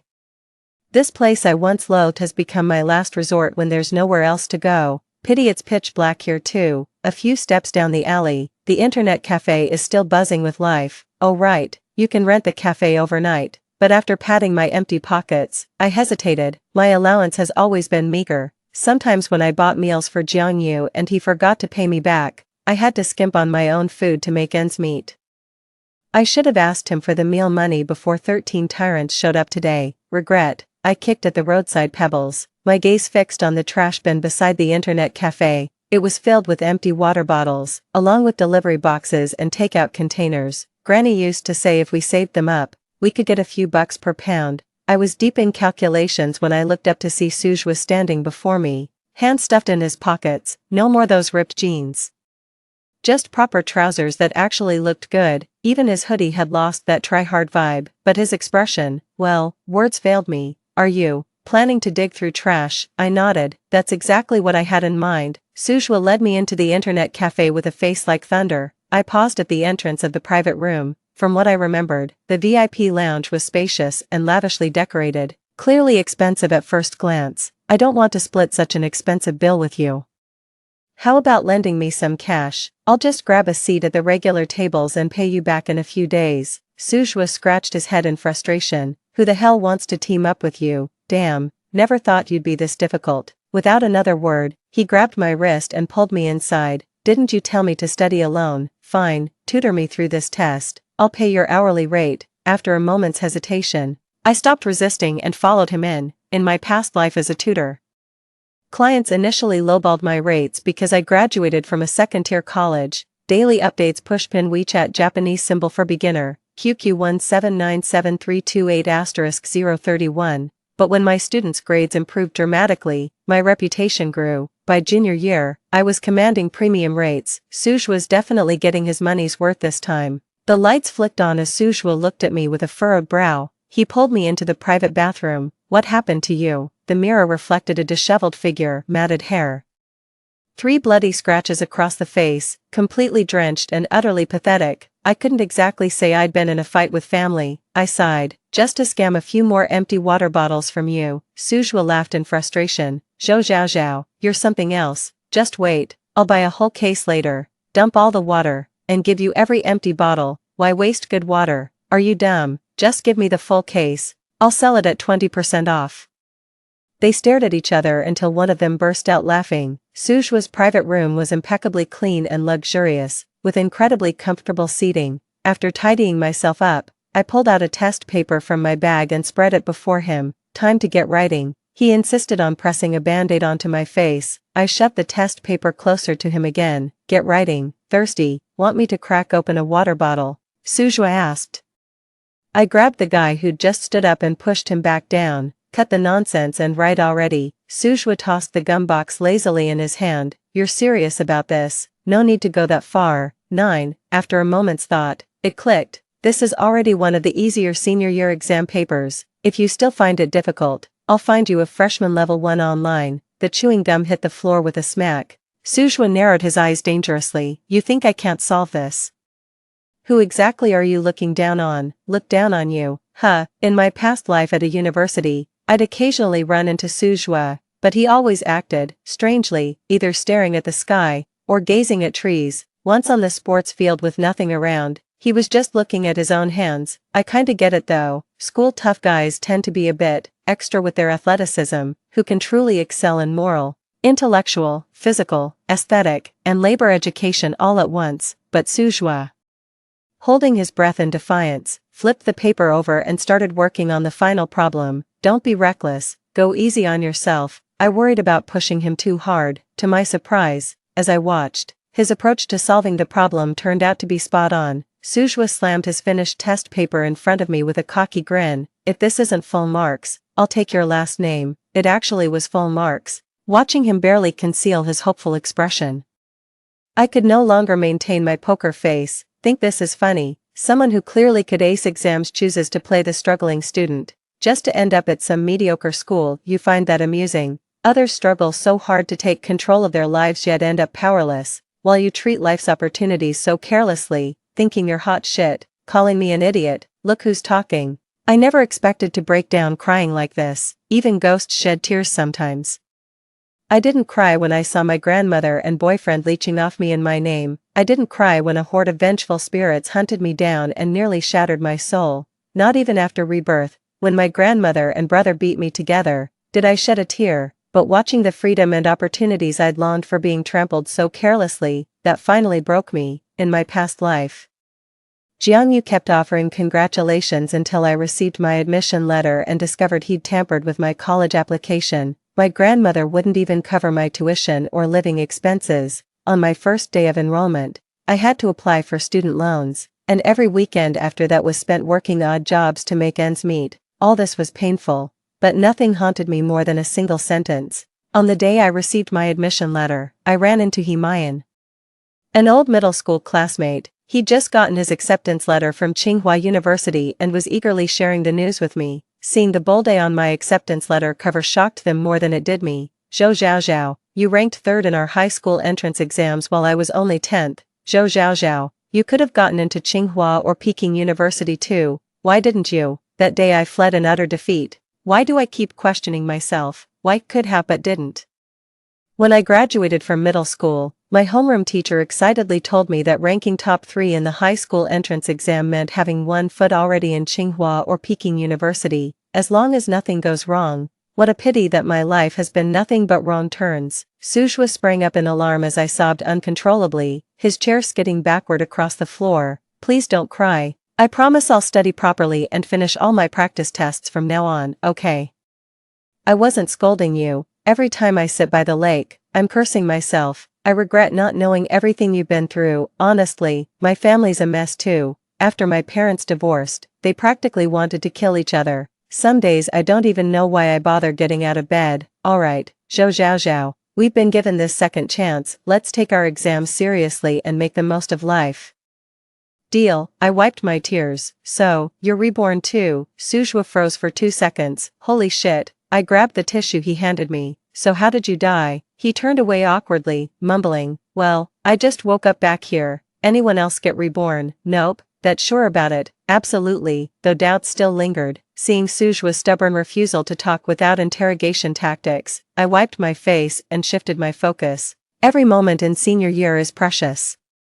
I really need to get my act together. Pulling out the newly distributed test papers from my bag, I skimmed through them. They were quite well designed, and immediately started working. Suzhua sat stiffly beside me, then after a long pause, nudged my arm, still mad at me. Nope, then why aren't you helping me with the test papers? How would I know your actual level? Go find your own practice tests. Oh, I didn't sleep a wink all night. It wasn't the private room's fault, the chair was actually quite comfortable. Suzhua kept warning me that staying up late would make me go bald, but I just couldn't fall asleep. Because of Suzhua, I realized he could solve every exam paper I could. No disrespect to the school toughs, but anxiety and dread kept welling up inside me. It finally dawned on me that 10th High had its limits, whether in teachers' instructional skills, exam difficulty, or students' academic levels. 10. In such an environment, even if I remained top-ranked forever, consistently outscoring second place by 100 points, this excellence would still be constrained. In my past life, I gave my all, even overperformed, on the college entrance exam, yet only managed to get into a bottom-tier 985 university in the middle of nowhere. Back in my first year of high school, I naively believed personal effort alone could bridge the gap between schools. Turns out every misstep comes with its price. I had what it took to get into Tsinghua or Peking University, but that ability wasn't destroyed when Jiangyu tampered with my college application. It had already been erased the moment Grandma spent that 50 grand. This realization made my heart sink like a stone, plummeting into the abyss of hopelessness. Hey, Zhou Zhao Zhao. Suzhua waved a hand in front of my dazed eyes. Still hung up on that Jiang guy. Don't sweat it. I'll handle that bastard myself next time. I blinked. Watching his brimming confidence, he's right, why worry? Being reborn into this moment is fate's greatest mercy already. Even if I could return to middle school, would I truly have the power to choose the life I want? No, I was even weaker back then than I am now. I nodded slowly. If you want to improve your grades, maybe you could ask He Mayan for help. Early in the morning, Suzhua was nowhere to be found. I texted our homeroom teacher Lao Yang to ask for leave. Novel collection pushpin WeChat. QQ account 179-732-8031. Just stake out He Mayan at the entrance of No. 1 High School. Add backup contact pushpin WeChat. QQ number 179-732-8031. We lost contact after middle school. I heard he kept trying to find me when he first learned I went to No. 10 High. I avoided meeting him, knowing it would only bring more pain and helplessness. But now, I'm determined to give it a shot no matter what. He Mayan was his usual self, yawning lazily as he arrived at school right on the dot, spotting me crouched by the entrance. He blinked repeatedly. Zhou Zhao Zhao. Am I seeing things? Just as I was about to speak to him, the school bell rang. He Mayan waved cheerfully at the security guard, who surprisingly let him pass without further questioning. Relax, my competition results are in. I'm guaranteed admission to Tsinghua. Class attendance doesn't matter anymore. His eyes crinkled with amusement. Zhou Zhao Zhao. It's been years. You must have something important to come find me, right? I had prepared a whole speech and a list of reasons. I wanted to explain how awkward I felt about disturbing them, and how crucial my request really was, but to my surprise, just a few words from them put me at ease. Could I possibly take a look at your school's exam papers? I asked cautiously. Borrow? He Mayan frowned. What do you mean by borrow? Zhou Zhao Zhao. I'd gladly give you the test paper. I can even explain each question to you one by one.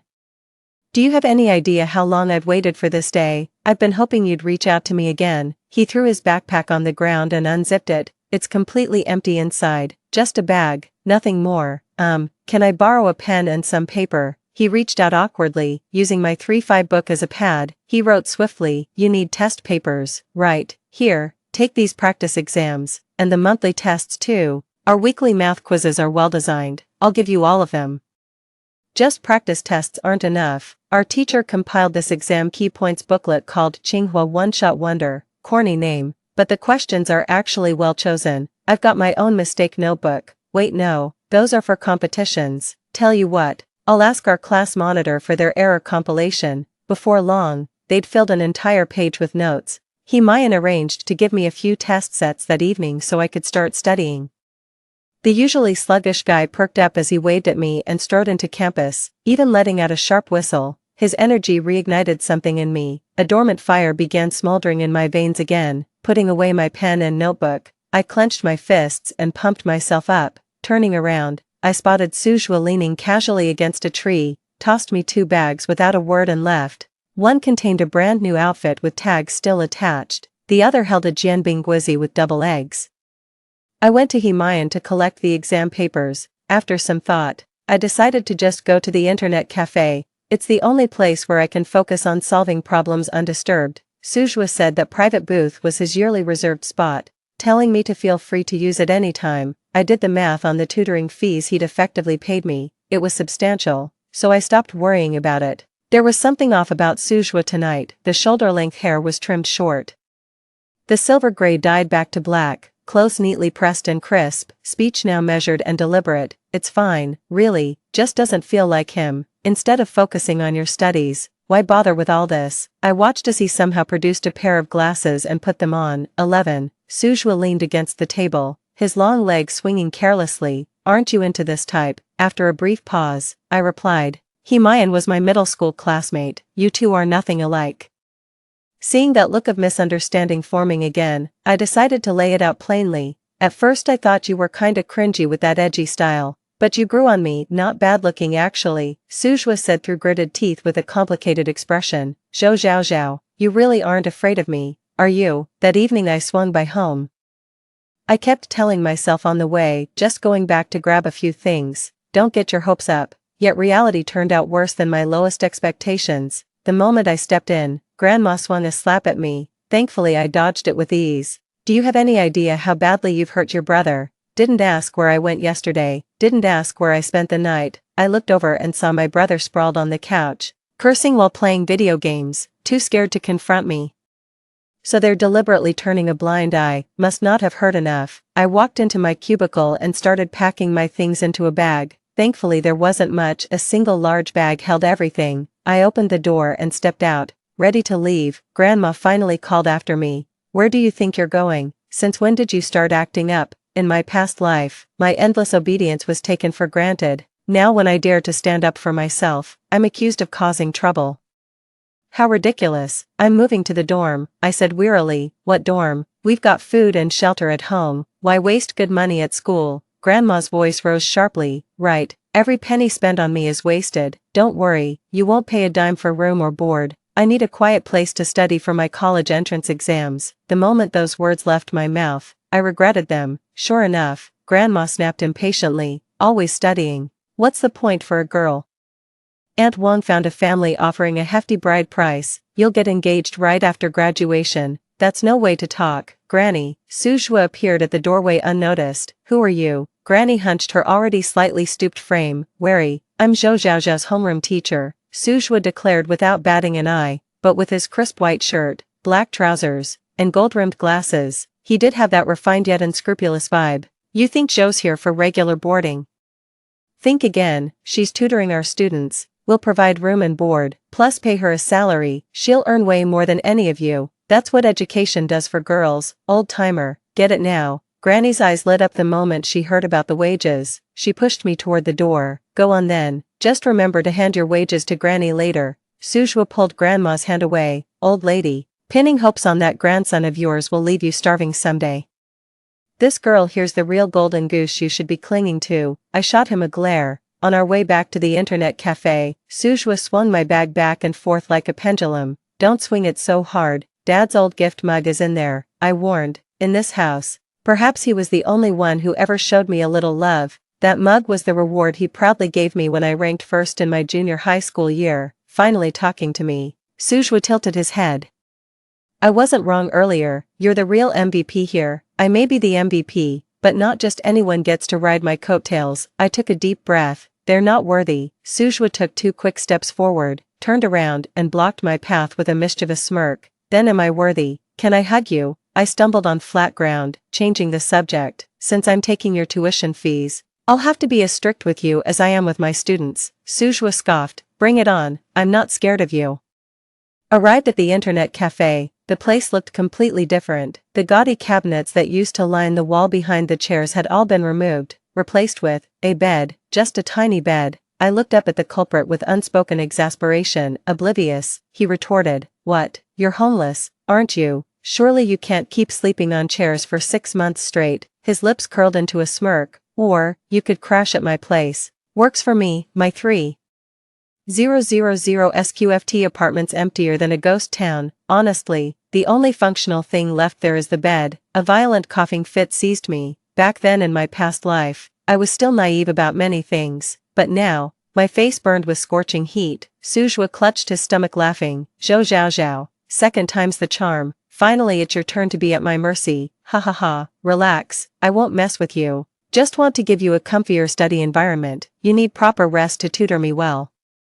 Right, makes sense. That evening, after assigning Sujwa's homework, I started working on the test papers Mayan brought me. The more I do it, the more excited I get. I discovered many unfamiliar question types and learned problem-solving approaches from the answer key that our teacher never covered. 12. I finally understand my true capabilities and have identified the direction for my next steps. Sujwa sat nearby chewing gum, mindlessly memorizing vocabulary with massive dark circles under his eyes. It's 2 a.m., Mr. Zhou. Can I turn off the lights and go to bed? Memorize 2 more pages first. The next morning, right after self-study period, a crowd suddenly came pouring in through the back door. The already rowdy classroom grew even noisier as everyone turned to look with curiosity. I took off my earplugs and turned around to see Sujwa standing at the front. They pushed desks and carried chairs, casually arranging them at the back of our classroom. In a flurry, a dozen people formed 2 new rows. What are you guys up to? I walked over.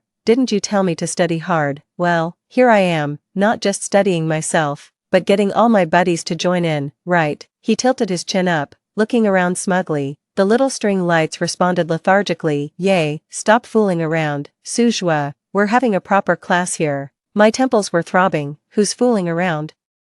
We're serious about studying too. We even have a study group name. Sujwa's lips curled into a smirk. The lanky kid chimed in. Yeah, our boss renamed our old Blazing Gang to Blazing Study Group. Pretty cool, huh? That's when I realized the pride on Sujwa's face was genuine. I might have overestimated his IQ. Zhou zhao zhao. I hereby appoint you as the second in command of our Blazing Flame Study Group. Who wants to be second fiddle? My face turned ashen. Fine then. You'll be the leader. I'll be the leader too. We'll be equals. Green Bamboo chimed in. Absolutely, the boss and his lady should be equals. Who's his lady? I shot them a glare and stormed off in a huff. Getting beaten by those vicious ghosts wasn't even this painful. Soon enough, I realized there was actually an advantage to Sujwa and the others sitting in the back. Sujwa handed out test papers to the little troublemakers, forbidding bathroom breaks until they finished writing. The former delinquents now squirmed in their seats, scratching their heads in frustration, too intimidated to even complain. Even the usually chatty and rowdy students at the front of our class became as quiet as church mice. The learning environment improved instantly. Even homeroom teacher Lao Yang froze momentarily upon entering, double-checking the classroom number before stepping onto the podium. Students in the last 2 rows, are you in the wrong seats? Lao Yang wiped sweat from his forehead. After all, many students at 10th High were beyond teachers' authority to discipline. Sujwa leaned back in his chair, crossing his legs. Mr. Yang, we're here to learn. Your elite class wouldn't look down on underachievers like us, would you? Old Yang gulped. Of course not. Actually, our 10th High's elite class is nothing special at all. They're all equally terrible. He chuckled. That's the spirit, that's the spirit. The teachers really appreciate students who want to learn. For the first time, when the teacher was explaining problems at the podium, students were actually paying attention, with some even raising their hands to ask questions. The man, well over 50, had tears welling up in his eyes. Brilliant, That's an excellent question. After class, old Yang called me into his office. He told me Zhang Ting got disciplinary notice. Her friends initially refused to visit the infirmary, but the examination later confirmed. Old Yang sighed. Things haven't been peaceful at our school lately. Jiang Yu got beaten up too, broken arm and leg. He'll be hospitalized for at least 2 months. Zhou Zhaozhao, I can't offer you much help as a teacher. You're a smart kid, just focus on protecting yourself. In my past life, I actually held some resentment toward my high school teachers. I always wondered why they never stood up to do something about all those school bullying incidents. It dawned on me later that teachers are human too. If they can't even steer their own lives, how could they possibly protect those more vulnerable? Meeting old Yang's weary eyes, I nodded. Teacher, you never imagined your dream of educating young minds would end up in a place like this, did you? 13. Old Yang froze at my question. Removing his vintage black-framed glasses to wipe them with his shirt hem. Who hasn't complained pointlessly when they were young? Teacher, I really think our class could be the best you've ever taught. Do you believe that? I asked earnestly. Old Yang's eyes grew moist. I do. I can tell this class is different. You're all going to do great things. The advanced class at 10th High truly was different, at first. Suzhou would glare at the little sparklers with a dark expression while watching them solve problems. When the sparklers couldn't figure it out, they'd sneak to the front to ask for help. These honor students didn't carry the typical good kid pretensions. They were simply terrified of getting beaten up by the school bullies. Those who understood would meticulously outline each step, starting with solution. If I didn't understand something, I'd figure it out myself and then explain it to the little sparklers. Eventually, studying became second nature. In just a few weeks, the atmosphere became electric. During Monday's morning study session, old Yang walked in with the monthly exam papers. Class, the moment to test what we've learned is here. Is everyone ready? A few scattered voices replied, ready. The string lights gave no response. The string lights were itching to bolt. Suzhou shot them a warning glare. Focus on your test, no cheating. If I catch anyone with cheat sheets, you're running 10 laps around the field. The students groaned in misery. Everyone took the first monthly exam of senior year's second semester dead seriously. Holy crap, I actually know how to solve this problem. Someone muttered under their breath. What's all the fuss? I can solve over half of this test paper. Someone thought gleefully. I've clearly noticed my own improvement. My problem-solving approaches have become more flexible, and I can even spot answers to complex questions at a glance now. I can finish all the questions in just 2/3 of the time it used to take me. The teacher made the exam too easy to preserve most students' confidence. On results day, old Yang specially got a big red poster and hand-copied every classmate's score onto it, including those bonus points forcibly squeezed into the last 2 rows. Of course, ironically, they were the most excited ones. Our whole class was staring at the grades in a daze. Some were rubbing their eyes furiously, others scrubbing at their names, all in utter disbelief. Unbelievable. The little colored lights were all bouncing around excitedly. Boss, have you ever seen this? A score starting with 3. Did I really pull this off? I must be a genius. Boss, I went from dead last to 100th from the bottom. Wait, no. 400th from the top. I'm freaking amazing. Suzhou grew increasingly irritated by their racket. All of you, get the hell out. Come back when you're done laughing. He sidled up next to me in a flash, smugly pointing at his name near the top of the list. Just a tiny bit behind you, that's all. 580 versus 680, just a slight difference indeed. His face was practically glowing with expectation for praise. His tail, if he had one, would have been wagging nonstop. I chuckled inwardly. Since when did school bullies act like this? Well done, Sue. That's all thanks to Teacher Zhou's guidance. I smiled, but secretly clenched my fists. 680 isn't enough. I need a perfect score on this exam, only then might I barely reach the Tsinghua Beta threshold. I asked He Mayan to tutor me at the internet cafe. After going through all the materials he gave me, I've absorbed most of the key points, but when it comes to more advanced or in-depth topics, it's genuinely hard to figure them out without proper guidance. He Mayan stood at the private room entrance, carrying his completely empty backpack. Wow, our secret hideout is pretty awesome, Suzhou corrected coldly. It's my secret hideout with Zhou Zhaozhao. Despite his utter dislike for He Mayan, Suzhou still pulled up a chair for him. Listen up, if Zhou Zhaozhao fails to get into Tsinghua or Peking University, you're eating that gaming chair. Suzhou deadpanned, sure thing. And if she makes it, you'll be the one chewing on it. Mayan delivered his retort with an infuriating smile. 14, bring it on, who's afraid of who? The two reached an agreement, standing by. I pondered whether to go through with it and who'd be the most suitable candidate. Following Mayan's advice, I requested extended leave from my homeroom teacher and spent all my time studying at internet cafes. After all, there's only so much I can still learn at school. Mayan stopped carrying that empty backpack to school every day too, just tutored me at internet cafes instead. Sujua would actually do better following the advanced classes pace. The difficulty level suits him perfectly, but he stubbornly refuses. I'm staying right here to watch you, he shouted. I couldn't help but frown. I mean, I'll just observe your tutoring session. Aren't you supposed to be earning your teaching fee by coaching me? His voice grew much quieter. Fair point. But I found that studying with Sujua doubles the effectiveness. He wouldn't listen when Mayan explained it, insisting I go over it with him again. When I re-explain problems in my own words, it helps me organize my thoughts better and identify gaps in my understanding. What's more, Sujua is actually quite brilliant. Some of his questions give me real breakthroughs. Those little troublemakers remained in the back rows of the honors class, with Sujua assigning their daily homework and keeping tabs on their studies. Thus, every evening the internet cafe would witness quite the spectacle. A line of nervous students clutching workbooks or test papers would queue outside the private booths, awaiting homework inspection. Some got tossed out, students and assignments alike. Ugh, the boss made me redo everything. No sleep tonight. But hey, the boss actually praised me, said I could at least get into a third-tier college. Do you have to rub it in? Even the boss's wife complimented me. He. I saw Jiangyu again right before the mock college entrance exams. For this test, our homeroom teacher Old Yang went all out. He convinced the principal to join a joint exam with 10 elite schools. Our school used to do joint exams too, but only with mediocre schools like No. 13 High, which we jokingly called the Trash League exams. This time, all schools were included except for the prestigious ones like No. 1 High, Affiliated High, and No. 2 High. The principal was hesitant at first, worried our results might be embarrassingly poor. Old Yang guaranteed confidently, don't worry.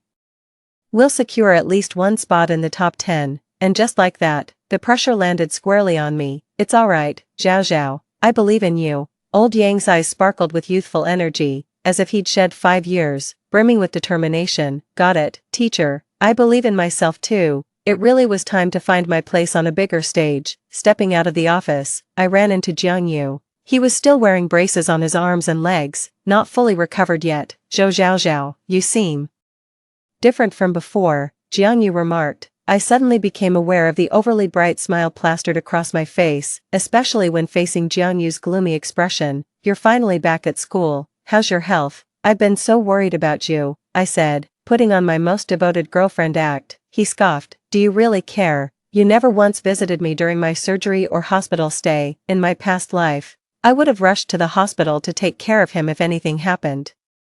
But now, even exchanging these few words with him feels like a waste of time. I was afraid your parents might suspect we're dating too young, and that wouldn't reflect well on you, I said with feigned melancholy before quickly adding. But it's alright now, you're back. Tomorrow's the mock exam, our 10-school joint test. You've got this. Sure enough, Jiangyu's face darkened further. 15, I knew him far too well. The same words of encouragement meant support and trust when said to others. But for someone like Jiangyu, the more encouragement he gets, the greater the psychological pressure becomes. It only makes him feel like people are waiting to see him fail. What's the big deal about the 10-school joint exam? He feigned indifference. A person's true ability isn't determined by a single test. Of course not. But if someone consistently performs poorly, doesn't that suggest they're just worthless? I said coolly. What are you implying? Jiangyu's voice rose, his telltale sign of anger. I shrugged innocently. No hidden meaning here. I genuinely believe you'll ace the exam. Your score will easily clear the 211 university threshold. Go get M. Watching the vein bulge at Jiangyu's temple, I barely suppressed my laughter. On our way back to the internet cafe, Sujua was visibly sulking. Some people just need a good beating. Why waste words on them? If all else fails, after the college entrance exams, I'll just steal his phone and alter his application choices. No way, I scoffed. We're law-abiding citizens. We don't do illegal things like that. Besides, the real art of revenge lies in crushing someone's spirit, I added with a dark chuckle. As I finished speaking, I suddenly noticed Sujwa had stopped walking moments earlier. My heart skipped a beat. During those 3 months as a wandering spirit, I tasted all the bitterness of life and witnessed too many unspeakable dark thoughts. Though we both got a second chance, perhaps Sujwa would find my current mindset still too shadowed by darkness. I stepped back and explained hesitantly, "Don't worry, I won't do anything too extreme to him." Sujwa's eyes glazed over as he shook his head. "Zhao Zhao, did you just say we to me? Why did I overthink things just now?" Right after the mock exams ended, some students rushed to Old Yang to ask about their scores. Old Yang never got annoyed by their constant inquiries. Instead, he chuckled warmly. "It's good to see the kids taking their studies seriously. The joint exams from 10 schools will take days to grade, so just relax and focus on preparing for the monthly test." Everyone, amidst the general anticipation, Jiangyu grew increasingly uneasy. He'd missed the last monthly exam but later completed the test papers on his own. To his dismay, his scores were even lower than those of a few mediocre students. He was genuinely panicking. Leaning on his crutch, he asked me, "Zhou Zhao Zhao, if I take a gap year, would you wait for me?" The 10-school joint exam became the final blow that shattered him. After the exam results were released, Old Yang painstakingly copied our class scores by hand onto a large red poster, character by character. No one would have guessed this rough-looking man could write such elegant regular script. 1 column for grades, 1 for school ranking, and 1 for the 10-school ranking. Many classmates were moved to tears. Out of 10 schools and over 10,000 students, ranking around 5,000 is no small feat. I was literally at the bottom in my high school entrance exams. Oh my god, just 2 months of casual studying and I've improved this much. I should have started way earlier. Hey guys, I made it to the top 1,000. How good is that? Does this guarantee me a first-tier university spot? Green Bamboo Pole was absolutely heartbroken. Boss lady, you wouldn't believe it. When our gang first transitioned into a study group, those 13th high kids mocked us, saying we couldn't cut it anymore. 16, at first, we all felt too ashamed to even look our boss in the eye, but look at me now, scoring over 400 points, screw slacking off. I'm hitting the books and getting into college. I grabbed a tissue and dabbed at his snot bubble. What's there to be ashamed of? Hitting the books beats throwing punches any day. Outscore those hoodlums from 13th high, and you'll outshine them in life. Their thug phase won't last, but what you learn stays with you forever. Let's see who comes out on top in a few years. Green Bamboo nodded emphatically.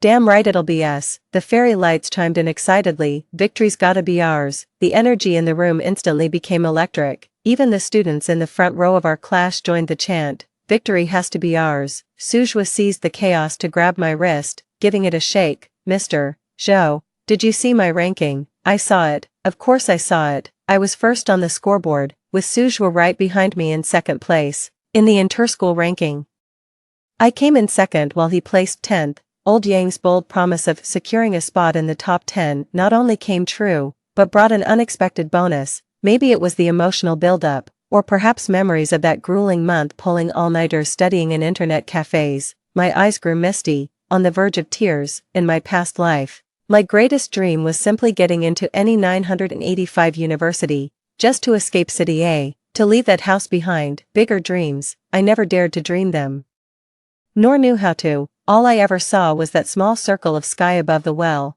But now, as I slowly climb out of that well, my vision expands, and I realize the sky is boundless. I can fly, I can soar freely. Top of the school. No, next I'll dominate all 10 schools. Then I'll reclaim my rightful place across the entire city. Finally, with devout determination, I set my remaining half-step into the hallowed grounds of Tsinghua and Peking University. At this moment, my heart surges like tidal waves, not just from the radiant future and lofty ambitions, but from the unshakable certainty of attainment. In my past life, I was always utterly alone, shuttling between school and home like a solitary pendulum on its fixed path. In this life, I've rediscovered my greatest mentor Himayan and found my perfect companion Sujwa. In perfect sync, we stride steadily toward the future. I looked up at Sujwa and declared, "Mr. Su, I hereby pronounce you the finest student I've ever taught." He glanced down, his smile faltering momentarily as his extended finger hovered then withdrew, scooted closer and whispered, "You can wipe your snot on my shoulder. I'll pretend I didn't see those snot bubbles." Got pummeled by me in response. I wasn't snotty at all. You clueless jerk. Honestly, I just shed a couple of elegant tears, that's all. Rubbed hard against Suju's brand new white tee, Zhou Zhao Zhao. What the hell are you doing? I looked up to meet Jiang Yu's stormy expression. Jiang Yu's exam results turned out even worse than he'd anticipated, just as I expected. While he was away for those 2 months, all his classmates made progress to varying degrees, while he remained stagnant. You either move forward or fall behind, and I messed with his head right before the exam. His ranking was nearly at the bottom. At my silent signal, Suju let Jiang Yu pull me to the corner of the classroom. Have you fallen for that delinquent? Why, there were plenty of reasons, but I only intended to tell him. 17, Resource Group Pushpin Contact, QQ 17*97328031, no way, of course I still like you, but Suju, he gets straight A's. Jiang Yu's expression shattered, just because he aces exams and I don't. I lowered my head in silent acknowledgement. Jiang Yu took a deep breath. Zhou Zhao Zhao, grades don't define everything, and have you forgotten how I stood up for you before? When those bullies targeted you, I was the one who made it stop, don't you remember? Of course I remember. Last time, you deceived me just like this, leaving me utterly devastated. I looked up with reluctant hesitation written all over my face. Jiang Yu, I'll always be grateful to you, but I've come to realize that academic excellence is far more attractive. Jiang Yu stood dumbfounded, staggering back until he barely steadied himself against the wall. The person who was completely under his thumb, once utterly devoted and obedient to him, now suddenly looks down on him, all because of poor exam results. Sounds ridiculous. Corner of the classroom. Have you fallen for that delinquent? Why, there were plenty of reasons, but I only intended to tell him. 17, Resource Group Pushpin Contact, QQ 17*97328031, no way, of course I still like you, but Suju, he gets straight A's. Jiang Yu's expression shattered, just because he aces exams and I don't. I lowered my head in silent acknowledgement. Jiang Yu took a deep breath. Zhou Zhao Zhao, grades don't define everything, and have you forgotten how I stood up for you before? When those bullies targeted you, I was the one who made it stop, don't you remember? Of course I remember. Last time, you deceived me just like this, leaving me utterly devastated. I looked up with reluctant hesitation written all over my face. Jiang Yu, I'll always be grateful to you, but I've come to realize that academic excellence is far more attractive. Jiang Yu stood dumbfounded, staggering back until he barely steadied himself against the wall. The person who was completely under his thumb, once utterly devoted and obedient to him, now suddenly looks down on him, all because of poor exam results. Sounds ridiculous, doesn't it? But Jiang Yu would take it to heart, for exams are his deepest insecurity. The academic pedestal he's scheming to drag me down from is the outstanding achievement he desperately craves but can never attain. Suju finally lost patience and sauntered over. Zhou Zhao Zhao, why waste your breath on this underachiever? Jiang Yu's eyes burned with fury. Who are you calling an underachiever? Just wait, Zhou Zhao Zhao. I'll prove myself with top marks. Sure, I'll be waiting, I replied with a sweet smile. I can't wait to see how you'll keep failing harder with each exam. We only came back to school today because we had to check our grades. Suju and I, after evening classes, we packed up our things and headed back to the internet cafe. At the doorway, Zhang Ting stopped us, nervously twisting her fingers as she asked timidly, Zhou Zhao Zhao, could I join your Blazing Flame study group too? To be honest, Suju runs this study group with serious dedication, though he grumbles while assigning and checking homework for his little fireflies. His tailored teaching methods have skyrocketed their grades. Everyone's witnessed their remarkable progress. Top students from honors classes were practically drooling with envy, begging to join the study group. Suju turned a blind eye and casually carried them along to success, but this time, the one wanting to join was Zhang Ting. I'm sorry for the things I said about you before, but, Zhang Ting clenched her fingers until they turned white, but I didn't mean it. I won't do it again. Zhou Zhao Zhao, I really want to improve my grades and get into a better school. Oh, I nodded with a smile. Do you think I should agree? You think you just carelessly said a few harsh words to me back then? Fine, now I'm just carelessly turning you down. You think it's unfair, don't you? Because my refusal might cost you admission to a better school. The stakes are too high. Well, let me tell you, your careless insults changed the course of my life too. I patted her shoulder. Zhang Ting, I'm Zhou Zhao Zhao, no saint who can return good for evil. I know Suju told his crew, no teaching you, no letting you tag along secretly to learn. Let me make this crystal clear today. Joining our study group, not a chance. You won't lay eyes on a single page of our materials. Watching Zhang Ting's face pale instantly, I felt nothing, not even satisfaction. People like her, they've already faded from my view. Monthly exams are coming one after another. 18. This time, old Yang was unusually motivated and secretly asked us, "Class, how about we try out No. 1 High School's mock exam papers?" Old Yang's former classmate teaches at No. 1 High School.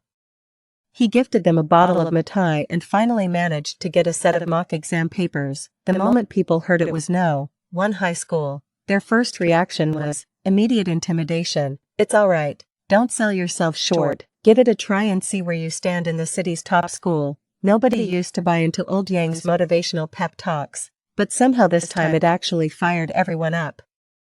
So for this monthly exam, our class got separate test papers and our own ranking system. Someone burst into tears right after the exam. Tough, really tough. Green Bamboo came running over in tears. Boss lady, I thought I'd improved, but turns out I don't even measure up when put with the real top students. Suzhua rarely showed patience as he ruffled the boy's green hair. Top students go to Tsinghua or Peking University, but there are plenty of decent colleges left for you. Besides, you might surprise us all when the results come out. Who says you can't outperform those elite school kids? Just as expected, though everyone felt crushed right after the exam, their confidence skyrocketed when the results came out, because old Yang not only got hold of the test papers but also the grade distribution rankings from No. 1 High School. Comparing the data, they realized their scores would actually rank near the top even at the elite school.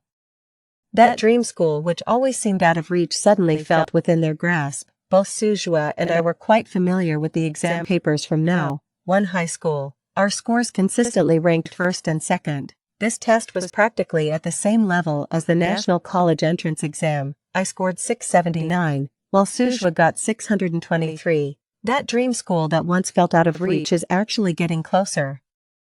Ever seen the scene where students cheer with every torn page of the Gaokao countdown calendar? Right before the second mock exam, I returned to school and witnessed exactly that spectacle. Downright spine-chilling. Everyone was rolling up their sleeves, eager for the upcoming citywide standardized exam. Some classmates spotted Suzhua and me returning, rushing over with test papers to ask questions. Except for Zhang Ting and her clique who bullied me relentlessly.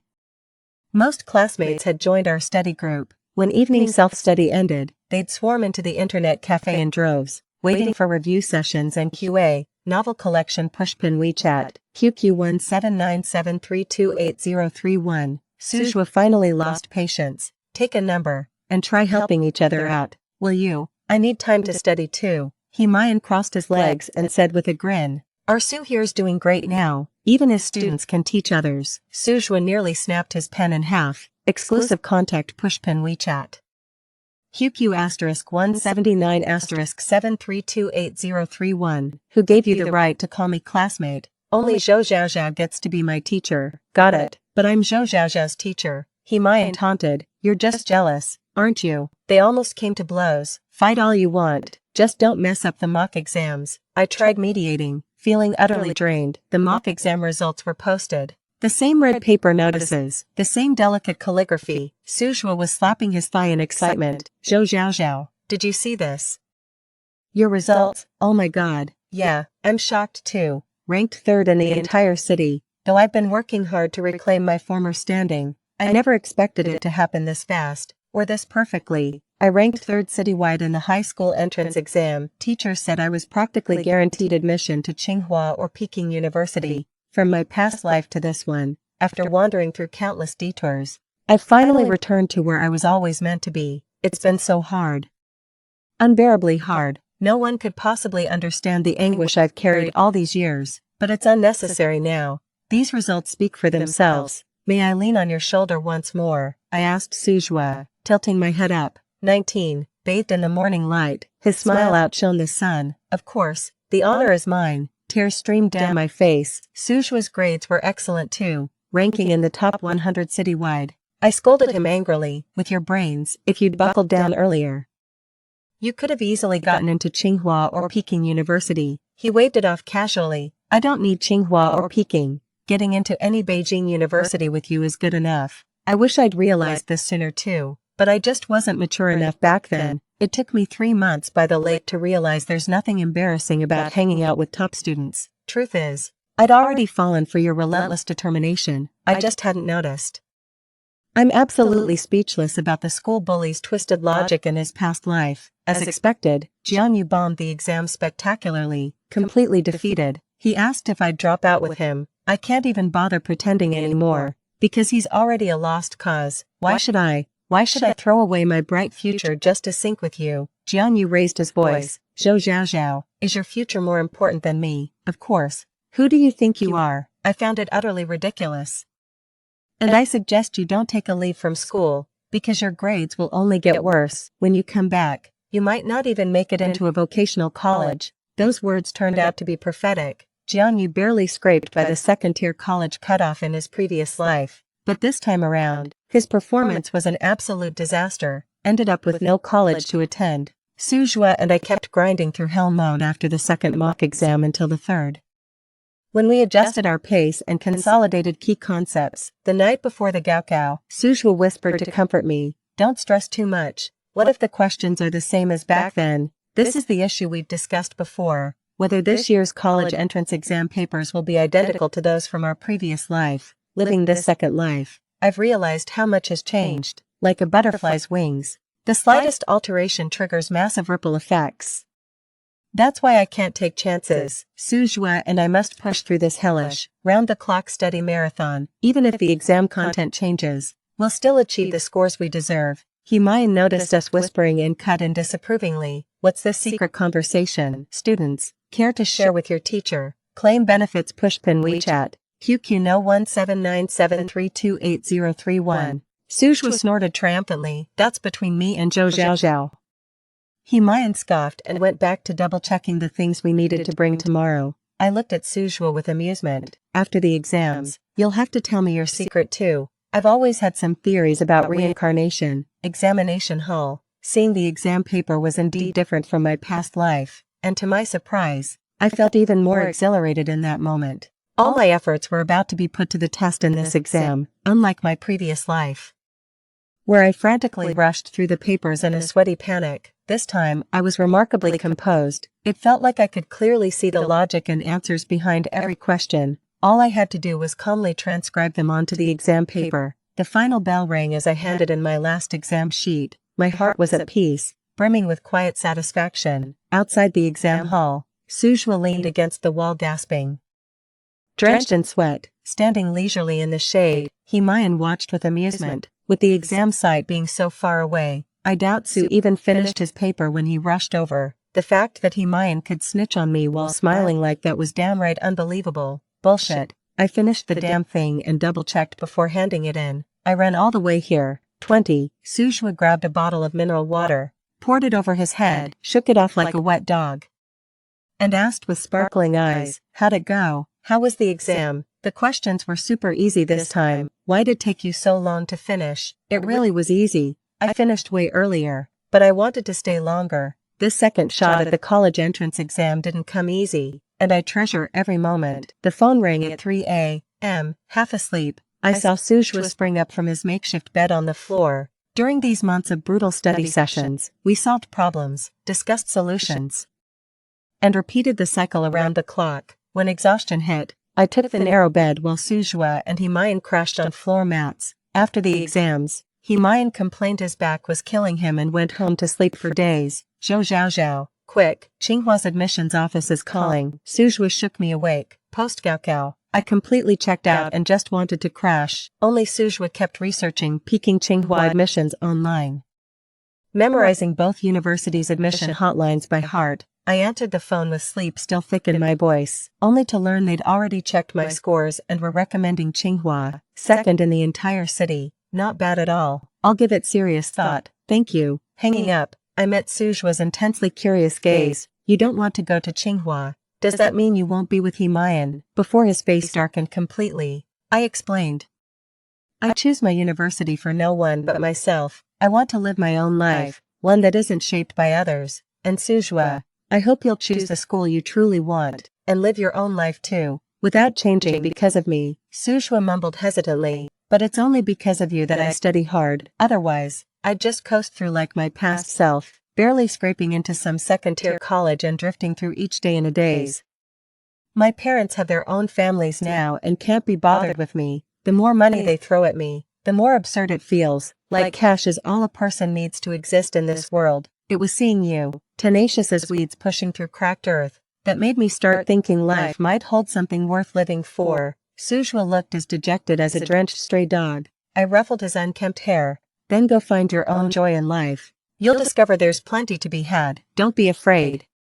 Sujua, you don't need to follow me, because I'll always be here. Stand firm in your life choices, growing upward like a mighty tree, unshaken by others' opinions. Then, branches intertwined midair, bathed in shared sunlight and weathering the same storms. I shook my head. Ultimately, I chose Peking University for its stronger program fit. Resource group Pushpin WeChat. QQ number 1797328031. Himayan lamented in anguish. Why is Tsinghua not prestigious enough for you? Sujua gloated with a smug hum. Isn't it obvious? It's for my sake, so I won't have to constantly watch my back around you. Just as I was about to declare my neutrality, Sujua gave me a playful nudge with her foot. She whispered coyly, just humor me this once, won't you? Fine, let's save him some face. Himayan was utterly dejected. Still can't be classmates. Huh. Didn't work out in high school, and now not even in college. Ugh. Sujua crossed her arms. What, is being Zhou Zhao's classmate all you care about? Himayan took a frustrated sip of bubble tea. I gave up on that ages ago, with you guarding her like a rabid dog over food. Who dare make a move? Oh, so you actually considered robbing me. Sujua's eyes narrowed into slits again. Remember our deal. After I tutor Zhou Zhao into Tsinghua or Peking University, you're eating that gaming chair. Himayan perked up with a gentle smile, patting the chair beneath him. 21. Bon appetit. My heart skipped a beat. He actually remembered. To my surprise, Sujua didn't even flinch, pulled out the phone and opened an app. Relax. I've already ordered a gaming chair-shaped cake. It'll arrive today. When we said eat the gaming chair, we didn't mean literally, right? That's some next-level trolling right there. Himayan choked back laughter for a long moment before finally grinning. All right then, let's consider this a celebration for the three of us. Here's to our bright future. Himayan got into Tsinghua. I made it to Peking University, while Sujua landed at his dream top 5 school. We should definitely celebrate this hard-won bright future. Only after my relentless questioning did Sujua come clean about why we were given this second chance at life. Thankfully, it wasn't some sinister deal like I'd feared. After sitting by the lake for 3 months, he chanced upon rumors of a temple where the enshrined deity was said to work miracles. The man who'd never believed in God journeyed thousands of miles there, climbing the mountain step by step before kneeling on the prayer cushion for 3 days, whispering just one plea: someone so good deserves better, give her another chance. On the mountain descent, a sudden downpour triggered a mudslide that swept him away. When his eyes reopened, he found himself back in senior year of high school. Then, he spotted me standing at the internet cafe's counter.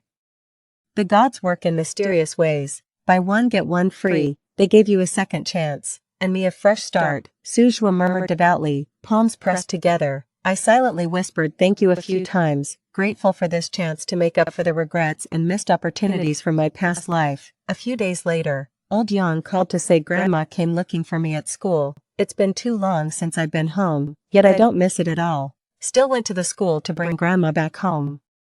Zhao, is it true they say you got into Peking University? She beamed with a wide smile. They say if you get into Peking University, there's a lot of scholarship money to be had. Is that true? To stay connected, quickly add Pushpin WeChat. QQ number 17*97*3280*31. How much could that possibly be? Granny's wrinkles instantly blossomed into a smile. After some thought, I replied, probably around a couple 100,000, just as I expected, before the bonus even hit our account.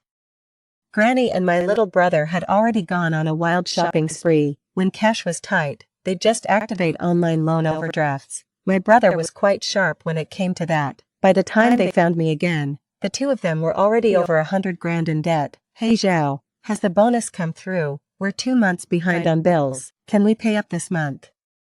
There actually came a day when Grandma spoke to me softly, propping my chin in hand. I asked curiously, why should I use my own bonus to pay off your debts? Grandma said matter-of-factly, of course your money should go toward our debts. If you don't pay, the debt collectors will come knocking. I scratched my ear. But I'm not even part of your Zhou family. Why should I care if you live or die? Grandma paused. What do you mean? You are one of our Zhous. I really do, a worthless burden. Right, I said with a smile, I really do, since you've always treated me as dead weight. How could I possibly disappoint you? Don't worry, from now on you won't profit a single cent from me. Despite her fear of Sujwa sitting beside me, Grandma still jumped up in agitation. That shriveled, scrawny body could unleash such a piercing shriek. You ungrateful little brat. Got into Peking University and think you're too good for us now. Just wait, I'll expose you online. The whole world will know what a disgraceful daughter you are, my brother chimed in. Yeah, we'll post about you everywhere. Let everyone see what you've done. I was absolutely terrified. Quickly grab paper and pen, list out all the major platforms one by one, and hand it to him. Don't forget to post everywhere, Jihu included. It's a solid platform. I'd love nothing more than for this to go viral. Then I can finally air every single thing you've done to me over the years. Netizens see everything. Once this blows up, consider us done. You won't squeeze another cent out of me. 22. My brother was about to argue stubbornly, but Grandma pulled him down to sit. Indeed, as a beneficiary of privilege, he remained oblivious to the favoritism he'd received. And Grandma, she too had endured similar deprivation and oppression growing up, now employing those same tactics against me. She knew exactly what she was doing. Let's lay it all out. For over a decade in this household, I've faced nothing but injustice at every turn. Listen now, your father never treated you poorly, did he? Now that he's gone, shouldn't you take care of us in his place? Grandma switched back to her honeyed tones. How cunning, she knows exactly where to hit me. In the previous life, the one without Sujwa and Himayan, my father remains my most treasured memory, the last tender spot in my heart. Grandma noticed the shift in my expression, and her scheming mind stirred again. Zhao.